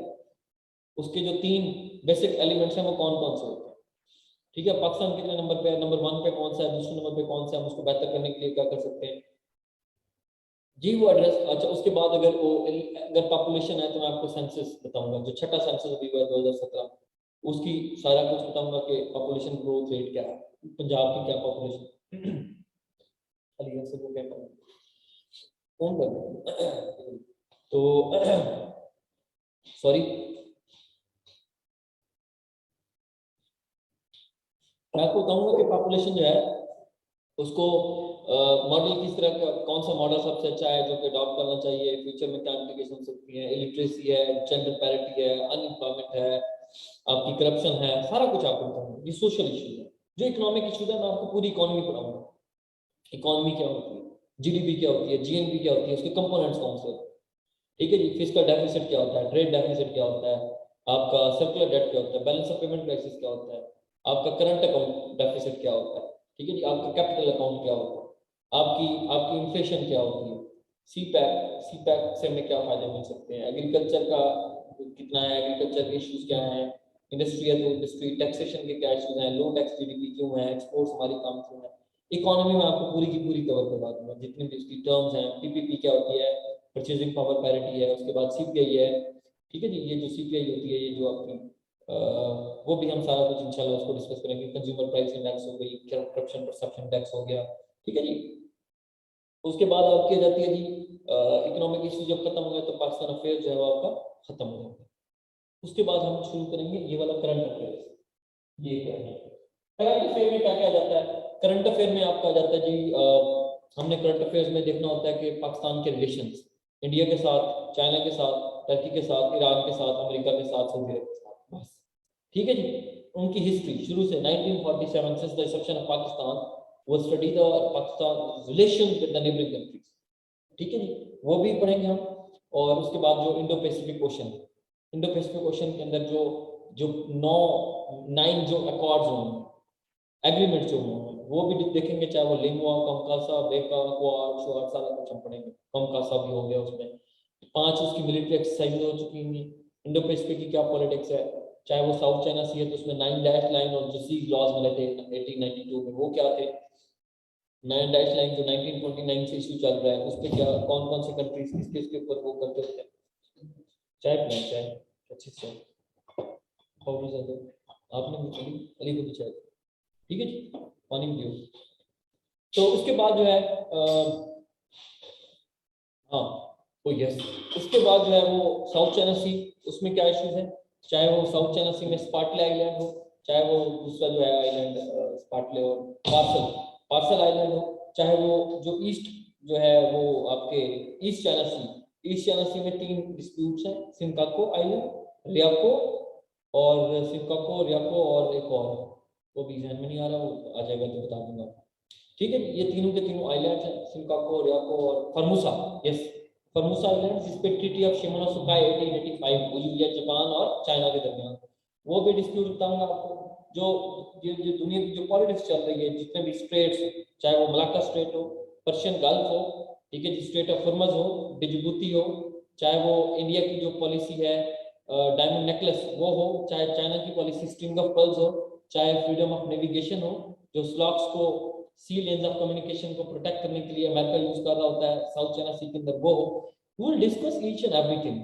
उसके बाद जो रिसेंट एग्रीमेंट्स और अकॉर्ड्स हुए हैं, चाहे वो अब्राहम अकॉर्ड है, चाहे वो दोहा अकॉर्ड है, चाहे वो रिसेंटली ये जो अमेरिका और ऑस्ट्रेलिया वगैरह इनका हुआ है, ब्रिटानिया वगैरह में इनका वो हो, चाहे वो ब्रेक्जिट हो, कोई भी हो, जो जितने भी इवेंट्स हो वो हो, कोविड को भी हम डिस्कस करेंगे।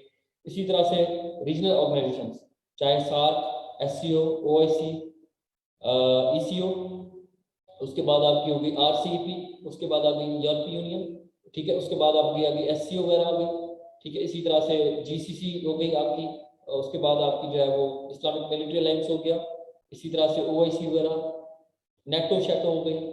यूएन के जो 6 ऑर्गन्स हैं वो हम डिटेल में डिस्कस करें, कौन कौन से, UN security council, UN UN general assembly, United nation economic and social council, उसके बाद यूनाइटेड नेशन की जो है वो ट्रस्टीशिप काउंसिल हो वो भी, और इंटरनेशनल कोर्ट ऑफ जस्टिस। एक एक को हम डिटेल में डिस्कस करेंगे। आईसीजे है तो उसके जजेस कितने, वो जजेस उसका हेड कौन है, प्रेसिडेंट कौन है जजेस का, उसकी टर्म कितने से की होती है, उसका हेडक्वार्टर कहाँ पे है, उसको इलेक्ट कौन करता है, आईसीजे को इनको किस किस तरह के डिस्प्यूट्स आईसीजे के अंदर जाते होते हैं, और each and everything will be covered in the details. Then Nobel peace prize है और इस तरह के जो कंट्रीज के हैं वो थोड़ा बहुत वो भी डिस्कस करें। ये 45 डेज का नहीं बल्कि 50 और 55 डेज का प्लान होता है। ये 45 डेज बड़ा पुराना चल रहा है तो वो उस पर हम इंशाल्लाह नेक्स्ट है। ये 2 महीने का बेसिकली प्लान होता है। ये सारा कुछ कवर हो जाएगा, डोंट वरी, इतनी को बड़ी बात नहीं है चीज़ों को कवर करना। ठीक है जी। उसके बाद हम आएंगे करंट अफेयर भी खत्म हो जाएगा, फिर हमारा डेली की आपको अपडेट्स मिलती रहेंगी। उसके बाद है एवरीडे साइंस। एवरीडे साइंस में आपको सबसे पहले जो एवरीडे साइंस है उसमें मैं आपको पढ़ाऊंगा जो है वो इन्वायरमेंटल साइंस। इन्वायरमेंट के जितने भी अकॉर्ड्स होंगे, जितने भी एग्रीमेंट्स, जो आखिरी हुआ है अभी जो यूनाइटेड नेशन कॉप 26 हुआ है कॉन्फ्रेंस यूनाइटेड नेशन की, यूएनएफसीसीसीसी के अंडर यूनाइटेड नेशन ये जो है जो क्लाइमेट कंट्रोल के लिए बनाई गई है, क्लाइमेट चेंज वगैरह के लिए बनाई गई है, उसको भी हम देखेंगे। उसके बाद ये जो आपका पेरिस क्लाइमेट अकॉर्ड हो गया, जितने भी अकॉर्ड्स सारा कुछ हम डिस्कस करेंगे जी इंशाल्लाह। और उसमें जो पहली दफ़ा जो है वो कंट्रीज को, चूंकि वो कंट्रीज है वो उन्होंने साइन किए हुए हैं तो उसके ऊपर वो लीगली बाउंड है। ये उसके अंदर जो हम चाहे वो जीरो कार्बन एमिशन हो वो भी हम डिस्कस करेंगे, नेट जीरो कार्बन एमिशन, जो कार्बन टैक्सेशन मुतारिफ करवाई गई है वो भी हम डिस्कस करेंगे। इसी तरह से हमारी जो अर्थ की लेयर्स हैं, चाहे वो हाइड्रोस्फेयर हो गई, आपकी लिथोस्फेयर वगैरह हो गई, ठीक है जी, और आपकी जो ये जो इन्वायरमेंट वाली लेयर है वो भी सारी की सारी लिथोस्फेयर हो गई, हाइड्रोस्फेयर हो गई, बायोस्फेयर हो गई, ये सारी की सारी हम डिस्कस करेंगे। ठीक है जी। उनके अंदर है क्या क्या लेयर्स, कौन कौन सी है, ठीक है जी। स्ट्रेटोस्फेयर से मीजोस्फेयर है, थर्मोस्फेयर है, एक्सोस्फेयर है, इनके टेम्परेचर्स कितना डिस्टेंस होता है एक के बाद दूसरी का, क्या क्या क्या रोल होता है, ये सारा कुछ है। फिर अर्थ के ऊपर जाएंगे। अर्थ की जो मेंटल है, कोर है, क्रस्ट, 3 चीजों से बनी हुई है ना बेसिकली। कोर सबसे नीचे, कोर का टेम्परेचर क्या होता है, मेंटल है, मेंटल में क्या क्या चीजें होती हैं, मेंटल में अबंडेंट में क्या चीजें होती हैं, क्रस्ट है तो क्रस्ट पे क्या क्या चीजें हैं, इनका आपस में क्या ताल्लुक है, डिस्टेंस क्या है, ये अर्थ पे क्यों आते हैं, ईच एंड एवरीथिंग हम सारा कुछ डिस्कस करेंगे। एवरीडे साइंस, सिर्फ एक इन्वायरमेंटल साइंसेस की बात कर रहा हूँ। उसके बाद हम जाएंगे दूसरा जो है वो अपना जो है वो फिजिकल साइंसेस की।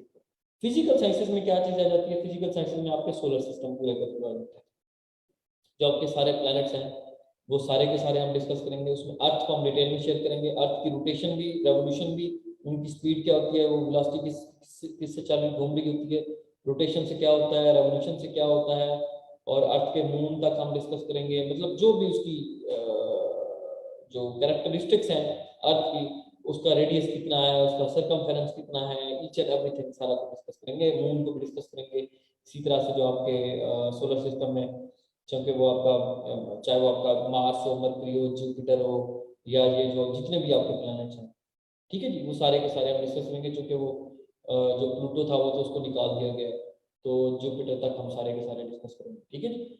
उसके बाद आगे, उसके बाद है जी biological sciences. Now biological sciences में क्या होगा, पूरी अनाटॉमी, ये विंड्स वोल्केनोज भी सारा कुछ होंगे। विंड्स वोल्केनोज जो है ये बेसिकली एक नेचुरल डिजास्टर टॉपिक है इसका, ये एवरीडे साइंस का, उसमें मैं आपको पढ़ाता हूँ। एवरलॉन्च क्या होता है, उसके बाद आपका ये वोल्केनोज क्या होते हैं, वोल्केनोज क्यों इरप्ट होते हैं, वोल्केनो मैग्मा क्या होता है, लावा क्या होता है, रॉक्स की क्या टाइप्स होती है, ठीक है, मेटाफोरिक रॉक्स रॉक्स कौन सी होती हैं, सेडिमेंट्री रॉक्स कौन सी होती हैं, किस तरीके से वो बन रही होती हैं, ठीक है, वो भी आपको सारा कुछ पढ़ाऊंगा जब नेचुरल डिजास्टर्स की बारी आएगी। ठीक है, उनसे बचने के लिए मिटिगेशन क्या क्या होनी चाहिए, 4 जो स्टेप्स हैं वो कौन कौन से हमें लेने चाहिए, ठीक है जी, ठीक है जी, जिसमें प्रिपेयरनेस है, मिटिगेशन मिटिगेशन है, प्रिपेयरनेस है, रिस्पॉन्स है, रिकवरी, 4 स्टेप्स होते हैं किसी भी नेचुरल डिजास्टर को रोकने के लिए। उसके बाद जो है हम आगे की तरफ जाएंगे और बायोलॉजिकल साइंस में पूरी एनाटॉमी पढ़ेंगे हम। उसके बाद तमाम के तमाम जो जो विटामिन हैं वो सारे के सारे पढ़ेंगे, और हार्ट वगैरह को पढ़ेंगे। इंसान की ह्यूमन बॉडी है, ब्लड है, उसमें आरबीसीज क्या होती हैं, प्लाज्मा क्या होता है, red blood cells, white blood cells, platelets क्या होती हैं, ईच एंड एवरीथिंग, ब्लड कितना होता है ह्यूमन बॉडी के अंदर, ये जो आपके यहाँ क्या कहते हैं इसको, हर एक चीज जो बॉडी के मेजर मेजर ऑर्गन्स हैं उनका क्या क्या रोल होता है, वो भी सारा कुछ हम डिस्कस करेंगे इंशाल्लाह। जो मेजर डिजीज हैं वो भी क्या होती हैं, वो भी ये पोलियो शोलियो हो गई, डेंगू हो गई, इनके नाम, इनके बच्चों के नाम क्या काटता है, ये सारा कुछ हम, प्लांट सिस्टम भी हम पढ़ेंगे, प्लांट किया, एनिमल किया, ये सारा कुछ हम पढ़ेंगे, ठीक है जी। और फंजाई वगैरह भी पढ़ेंगे, ये सारा कुछ कवर करेंगे। ठीक है, उसके बाद जो है, उसके बाद फूड साइंसेस। फूड साइंसेस इंसान की जो बैलेंस डाइट एक मर्द के लिए, औरत के लिए, एक बच्चे के लिए, वहाँ से हम स्टार्ट करेंगे। उसमें जो कार्बोहाइड्रेट्स वो क्या होती हैं, क्या क्या होती हैं, कहाँ कहाँ से सोर्सेज होते हैं, फैट्स क्या होती हैं, ठीक है जी, वो उनके क्या क्या सोर्सेज हैं, विटामिन हैं तो वो कौन से हैं, ऑयल्स वगैरह जो भी है, ठीक है जी, जो जो आपकी जो जो ग्लूकोज वगैरह है, फ्रैक्टोज वगैरह है, लैक्टोज वगैरह है, ठीक है, वो सारा कुछ हम डिस्कस करेंगे। ठीक है जी, उसके बाद जो है ये एवरीडे साइंस हमारा कवर हो जाएगा, तो हम जाएंगे मैथ्स के लिए। मैथमेटिक्स में जो हम चीज़ें हमने कवर करनी है, सबसे पहले आप सुन लें, मैथ्स में, क्योंकि मैं इंजीनियर हूँ तो मैं बहुत अच्छी मैथ्स पढ़ाता होता हूँ अलहमदिल्ला। मेरे स्टूडेंट्स को पता है मैथ्स के मैं 5 से 6 लेक्चर्स कंडक्ट करता होता हूँ, और एक एक लेक्चर 2-2 घंटे का, 1.5 घंटे का होता है। उसमें क्या होता है, उसमें मैथ्स में सबसे पहले हम पढ़ते होते हैं बेसिक्स मैथ्स के formulas, basics BODMAS rules, brackets, order, multiplication, addition, subtraction और डिवीजन। ये जो बोर्ड मैथ्स रूल है, ये जो एंड में जो है वो सब्ट्रैक्शन, तो वो सारे का सारा हम पढ़ेंगे, वहां से शुरू करेंगे, बेसिक फार्मूला से शेयर करेंगे, a+b के स्क्वायर से शुरू करेंगे। ठीक है जी, मैं आपको बताऊंगा कि 0 की पावर 1 हो तो क्या होता है, 0/1 हो तो क्या होता है, यहाँ से बेसिक लेवल से। उसके बाद जो है एज प्रॉब्लम, वर्ड प्रॉब्लम दोनों करेंगे। उसके बाद अरिथमेटिक सीरीज, उसके बाद रेशियो एंड प्रोपोर्शन, उसमें कंपाउंड प्रोपोर्शन भी है और रेशियो भी है।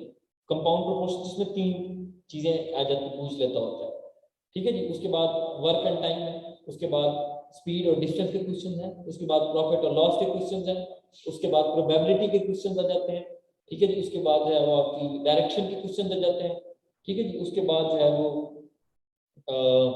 ये सारा कुछ जी, वर्क टाइम का जो रिलेशनशिप है वो भी हम डिस्कस करेंगे।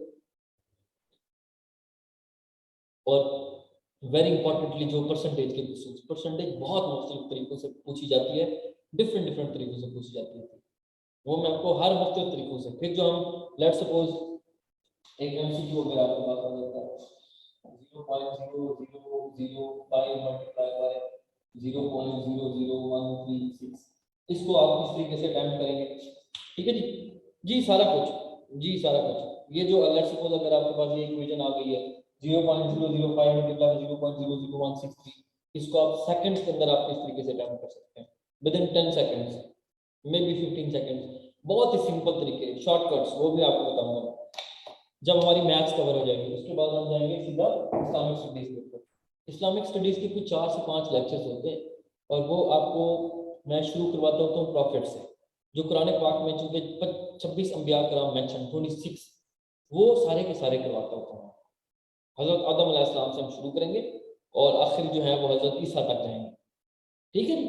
ये जो कुरान पाक में मेंशन है, जिनके जिनके लेट्स सपोज ज़ुन्नुरैन है तो उनको क्या क्यों कहते हैं, इनका नाम है, और उनको क्या कहा जाता है, क्या क्या उनकी सर्विसेज थी, सारा कुछ है, ठीक है जी। तो हजरत शुएब है तो उनको क्या कहा जाता है, हजरत इब्राहीम है तो उनका पूरा जो कुंबा था वो क्या था, आप सल्लल्लाहु अलैहि वसल्लम का जो कुंबा है वो अदनान, केदार, साहब बिन मालिक, कला बिन कुरैश, फिर उसके जो बेटे थे, ठीक है जी। एक तरफ आपका हाशिम, नौफल, मुतलब और शमस, शमस का बेटा जो है वो एक तरफ जो है वो आपका, एक तरफ शमस का खानदान, दूसरी तरफ हाशिम का खानदान, हाशिम, शिबा, अब्दुल मुतलिब, हजरत अब्दुल्ला और हजरत मोहम्मद सल्लल्लाहु अलैहि वसल्लम। इसी तरह से जो हाशिम का जो जो जो आपका खानदान है, दूसरा शमस का, तो शमस है। उसके बाद ये जो था मैं नाम बोल रहा हूँ, अबू सुफियान के जो फादर थे, वो हो गए, ठीक है। इन दोनों की आपस में टसल जो चल रही थी खाना काबा के ऊपर, मतवली बनने के ऊपर, वो सारी की सारी, फिर अबू सुफियान का बेटा जो है वो ये जो मुआविया, और उसके बाद यजीद, और फिर मुआविया टू, सारी चलती रही है इनकी उमैया और बासित की लड़ाई, ये भी हम सारा कुछ पढ़ेंगे, ठीक है जी। इसी तरह से हजरत मोहम्मद सल्लल्लाहु अलैहि वसल्लम की प्री जो है मेरी जान, इसीलिए तो मैं आपको हिस्ट्री पढ़ा रहा हूँ, अभी आप सुनते जाए ना। हजरत मोहम्मद सल्लल्लाहु अलैहि वसल्लम की पैदाइश से शुरू करेंगे हम, और डेथ तक, ठीक है जी। वो 571 से शुरू करेंगे, 632 तक, 63 साल हिजरी नबी के इवेंट्स, पैदाइश से कि कहाँ पैदा हुए। मैंने तो स्टूडेंट्स को ये भी बताता हूँ अबुआ के मकाम पर, वो तहसीलदार में आया हुआ था पेपर, तहसीलदार का जो जीके का पेपर था उसमें 90% मेरे सवाल थे जो मैंने पढ़ाया हुआ है, मेरे जो मैंने, आप 90% क्वेश्चन जो है जो मैंने पढ़ाया हुआ वहां से आए हुए थे, मेरे स्टूडेंट से आप पूछ सकते हैं। ये अल्लाह का शुक्र है। जीके का पेपर है, अंग्रेजी की बात नहीं कर रहा, मैं अंग्रेजी तो पढ़ाता नहीं हूँ, मैं अंग्रेजी का टीचर नहीं हूँ, तो मैं जीके का टीचर हूँ, तो जो पढ़ाऊंगा वही पेपर में आएगा, वो अल्लाह का शुक्र है। उसके बाद जो है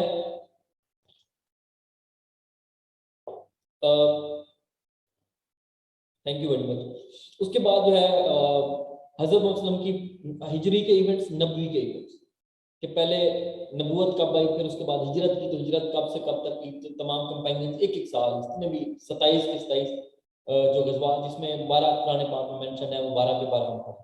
पहले गजवात से लेकर आखिरी गजवा तक हम कवर करेंगे, एक एक हिस्ट्री उनकी छोटी छोटी डिटेल तक भी कवर करेंगे उन गजवात की। इतनी हम डेप्थ में पढ़ते होते हैं इस्लाम।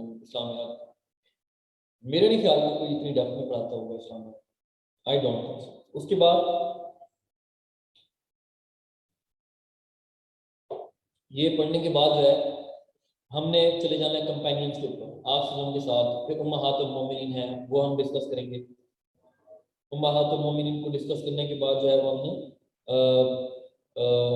खुलफाए राशिदीन के ऊपर चले जाना है। खुलफाए राशिदीन वो सारे के सारे चारों के चारों खुलफाए राशिदीन, किसका क्या टेन्योर था, किसकी क्या सर्विसेज थी, वो भी सारे का सारा हम डिस्कस करेंगे। उसके बाद जो है वो हमने डिस्कस करना है जी उमैया डायनेस्टी और अब्बासी डायनेस्टी को, दोनों को। उसके बाद कुरान, उसके बाद जो इस्लाम के जो बेसिक पिलर्स हैं, नमाज की बहुत सारी टाइप्स होती हैं। हमें तो आपको पता है 5 वक्त की नमाज नहीं, और बहुत सारी नमाजें होती हैं। कसूफ के बारे में तो आमतौर पर पूछती होती है, बहुत और भी बहुत सारी टाइप्स होती हैं, मैं बताऊंगा आपको, पढ़ाऊंगा कौन सी कब किस वक्त पढ़ाई जाती है, ठीक है। उसके बाद नमाज है, रोजा है, हज है, ज़कात है। हज के बारे में कि जब आप हज में जब आप पहला चक्कर लगाते हैं तो आप करते हैं तो उसको क्या कहा जाता है, दूसरे को क्या कहा जाता है, कंधे कंधे से मिला के क्या कहा जाता है, आपने ने कितने हज किए, सबसे ज्यादा हज किसने किए, मतलब जो भी सवाल है, हज कब कब फर्ज हुआ से लेकर जो उसके बेसिक मसारिफ हैं हज के 8, वो भी हम डिस्कस करते हैं अपनी क्लास में। लाइक वाइज हदीस और कुरान, कुरान पाक है तो उसमें कितनी दफ़ा कौन सी चीज़ मेंशन, नमाज कितनी दफ़ा है, मोहम्मद कितनी दफ़ा है, अहमद कहाँ पे मेंशन है, कौन सी सूरह में, सूरतों के बारे में पढ़ेंगे हम, मक्की मदनी सूरतें दोनों की सुनो, सारा कुछ हम डिटेल के अंदर डिस्कस करेंगे, ठीक है जी। Thank you very much. उसके बाद जो है हम आगे की तरफ जाएंगे और इस्लामियात जब हमारी एंड हो जाएगी, ये हम हदीस के ऊपर जब जाएंगे, हदीस की किताबें मोटी मोटी और हदीस लिखने वाले जो थे बंदे उनको पढ़ेंगे, जितने भी इमाम वगैरह थे उन सबको डिटेल में डिस्कस करेंगे।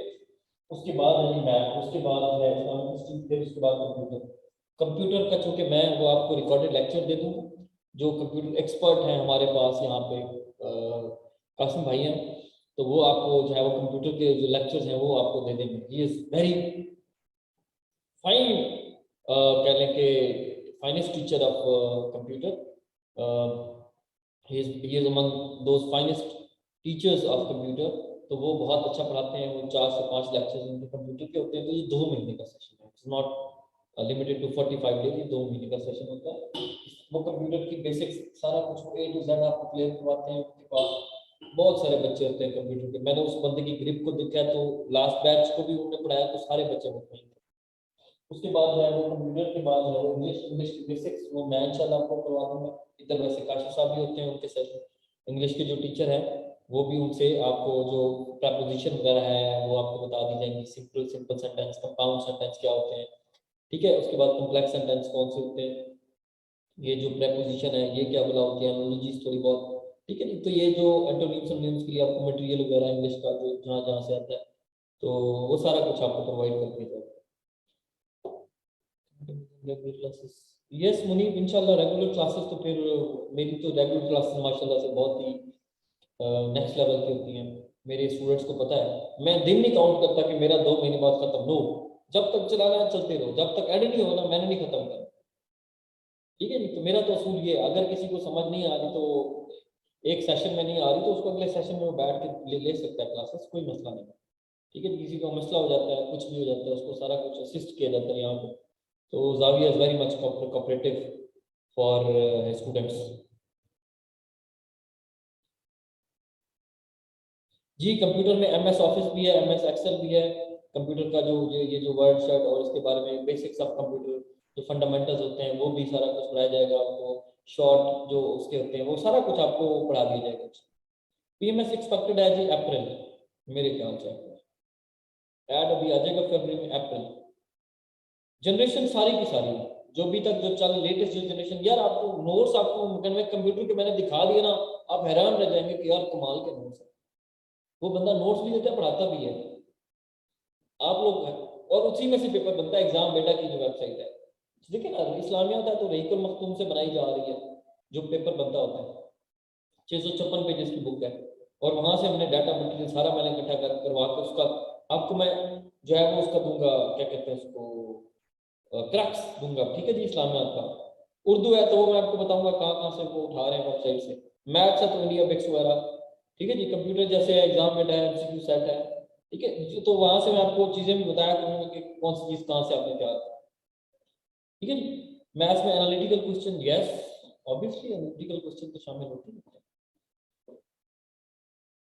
तो थैंक यू सो मच जी। मदीहा, जो अब आपका MCQ है, जो भी क्वेश्चन है वो मुझे प्लीज बताएं, नीचे लिख दें ताकि मैं उसको एक एक करके एड्रेस करता जाऊँ।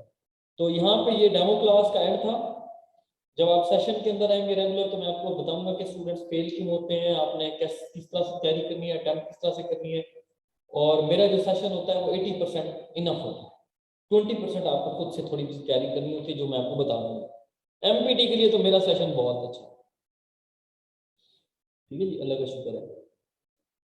हाँ जी, हो जाएगा इंशाल्लाह, MPT तक हो जाएगा इंशाल्लाह। MPT तो 15 फरवरी को है, या मेरे ख्याल से 15 फरवरी को है, तो 70% हो जाएगा, नॉट 100%, 70% हो जाएगा। नोट्स काफी होंगे, बाकी जो बुक्स हैं वो भी मैं आपको रिकमेंड, बुक्स तो मैं नहीं रिकमेंड करता यार, कोई बुक मैं रिकमेंड नहीं करता। उसकी वजह है, आप एक MCQ आया हुआ है पाकिस्तान अफेयर से, दूसरा आया हुआ है करंट अफेयर से, तीसरा आया हुआ है मैथ से, आप रट्टे लगा लगा के पागल हो जाते हैं। आप अगर सिस्टमेटिक वे में चीजों को पढ़ते हैं और थोड़ी सी रिवीजन करके अच्छी सी तैयारी कर लेते हैं, मेरा नहीं ख्याल आपको मसला हो सकता है। उस तरीके से फिर आप कभी भूलते भी नहीं MCQ। ये जो बेस्ट वे है वो जीके को एक स्टोरी की तरह है। लेट्स सपोज अगर आपने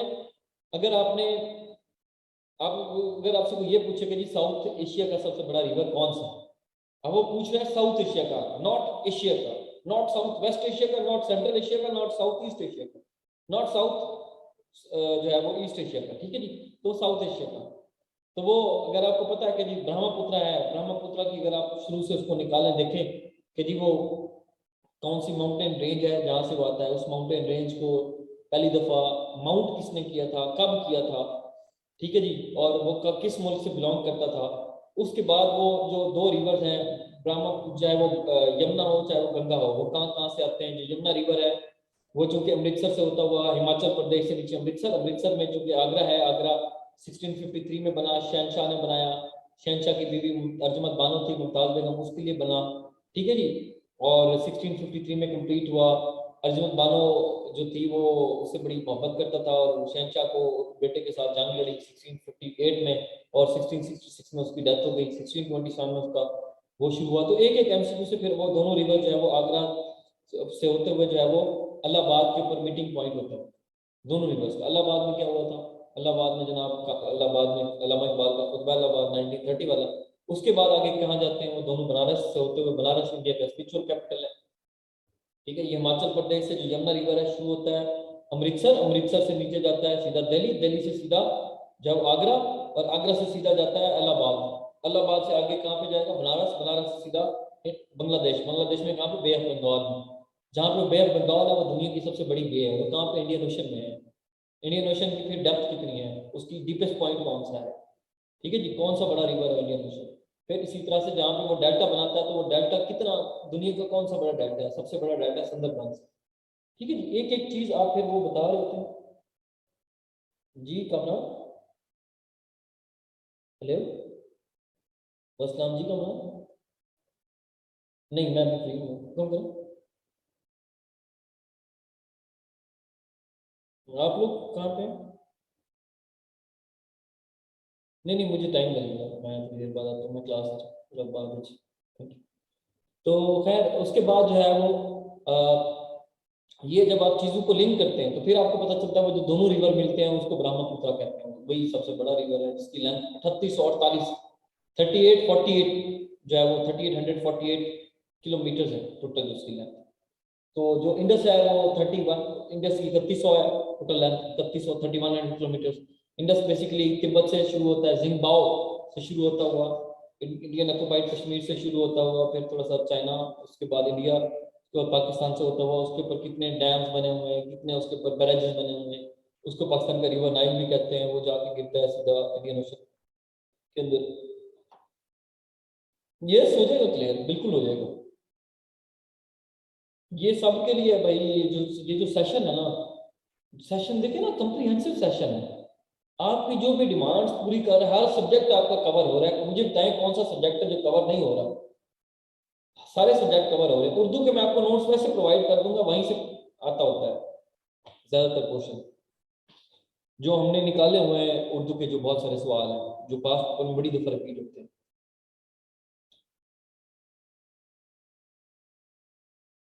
ठीक है जी, तो जूम पे तो क्लियर नजर आ जाएगा, ऐसी कोई बात नहीं। जो मैं रिपीट करूंगा वही सारा कुछ पढ़ाऊंगा, तो डोंट वरी। ठीक है जी।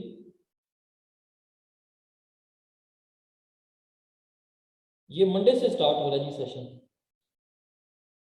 सेशन में मैं बहुत स्लो बोलता हूँ, मैंने ऑलरेडी बताया कि सेशन में आज चूंकि डेमो थी, और डेमो में मुझे इतने सारे सब्जेक्ट्स कवर करने पड़े। ठीक है, तो जब क्लास होती है तो मैं तो स्लो बोलता हूँ, रिपीट करता हूँ 3 से 4 दफा, मैं एक एक बात को रिपीट कर रहा होता हूँ। नो जिशान, रिकॉर्डेड लेक्चर्स हम नहीं देते होते जी। नोट्स इसी फीस में शामिल है।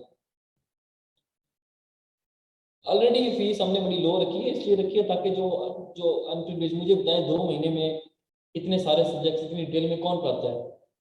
ये तो हम जावी के प्लेटफॉर्म से आप लोगों की हेल्प कर रहे हैं कि जो जो अंडर प्रिविलेज्ड एरिया से बिलोंग करते हैं, जो नहीं अफोर्ड कर सकते, वो इधर आए। ठीक है ना जी। तो हमने तो हैवी फीस, वरना तो 30,000 अकेडमीज ले रही हैं, चार्ज कर रही हैं, 20 से 30,000 रेट है। जिसने उधर जाना है उधर जाके पढ़ ले, कोई मुश्किल वाली बात नहीं है। ठीक है, वो आपको एंड में नोट्स पकड़ा देंगे, खाना पूरी करके चलो भाई। तो हमारे हाथ में ऐसा कुछ नहीं है। बाकी आप लोग देख लो। हाँ जी, इलेक्ट्रिसिटी जब इशू होता है तो फिर वो आपको ये होता है कि नोट्स वगैरह आपको प्रोवाइड कर दिए जाते हैं, समटाइम लेक्चर भी मैं प्रोवाइड कर देता हूँ।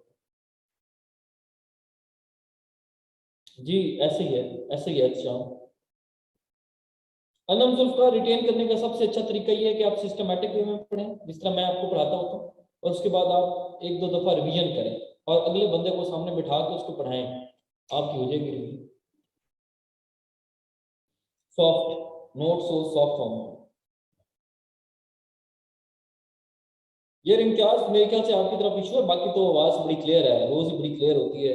ये तो कोई 4 महीने से ऑनलाइन सेशन चल रहा होता है, हर सेशन में 100+ स्टूडेंट्स होते हैं, हर सेशन में 100+ स्टूडेंट्स होते हैं, तो ऐसी तो कोई बात नहीं है। खैर, that's totally up to you. और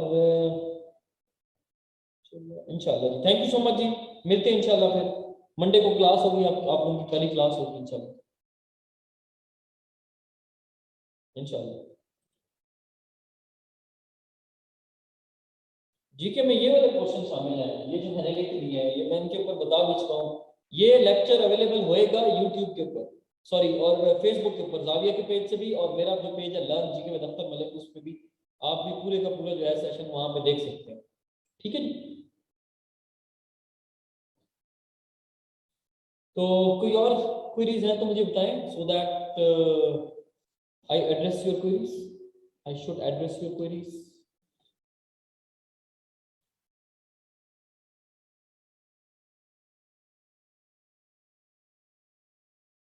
बता भी दें यार, इस सवाल है पूछो।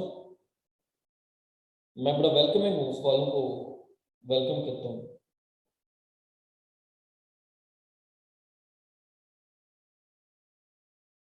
पीएमएस के लिए ज्योग्राफी, पंजाबी और पॉलिटिकल साइंस बेस्ट है। और पॉलिटिकल साइंस वकास नवाज साहब है, वो पॉलिटिकल साइंस माशाल्लाह से कोई 6-7 साल से पढ़ा रहे हैं, तो he is the best teacher. ये जाविया के जो सीईओ हैं। नोट्स मैंने बताया Usman, PDF PDF. Thank you very much अच्छा, thank you Usman, thank you Mubashir. Classroom में तो आवाज़ का कोई शोर नहीं है भाई। मुबीन, कहाँ से आपको शोर?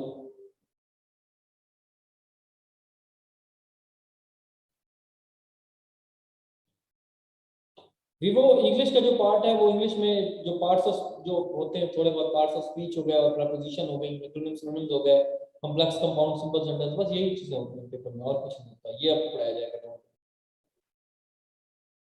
ज्योग्राफी इजी नहीं है लेकिन आपको मैं इजी बना के पढ़ाऊंगा, don't worry about that. Thank you so much, so let's end here. Allah Hafiz.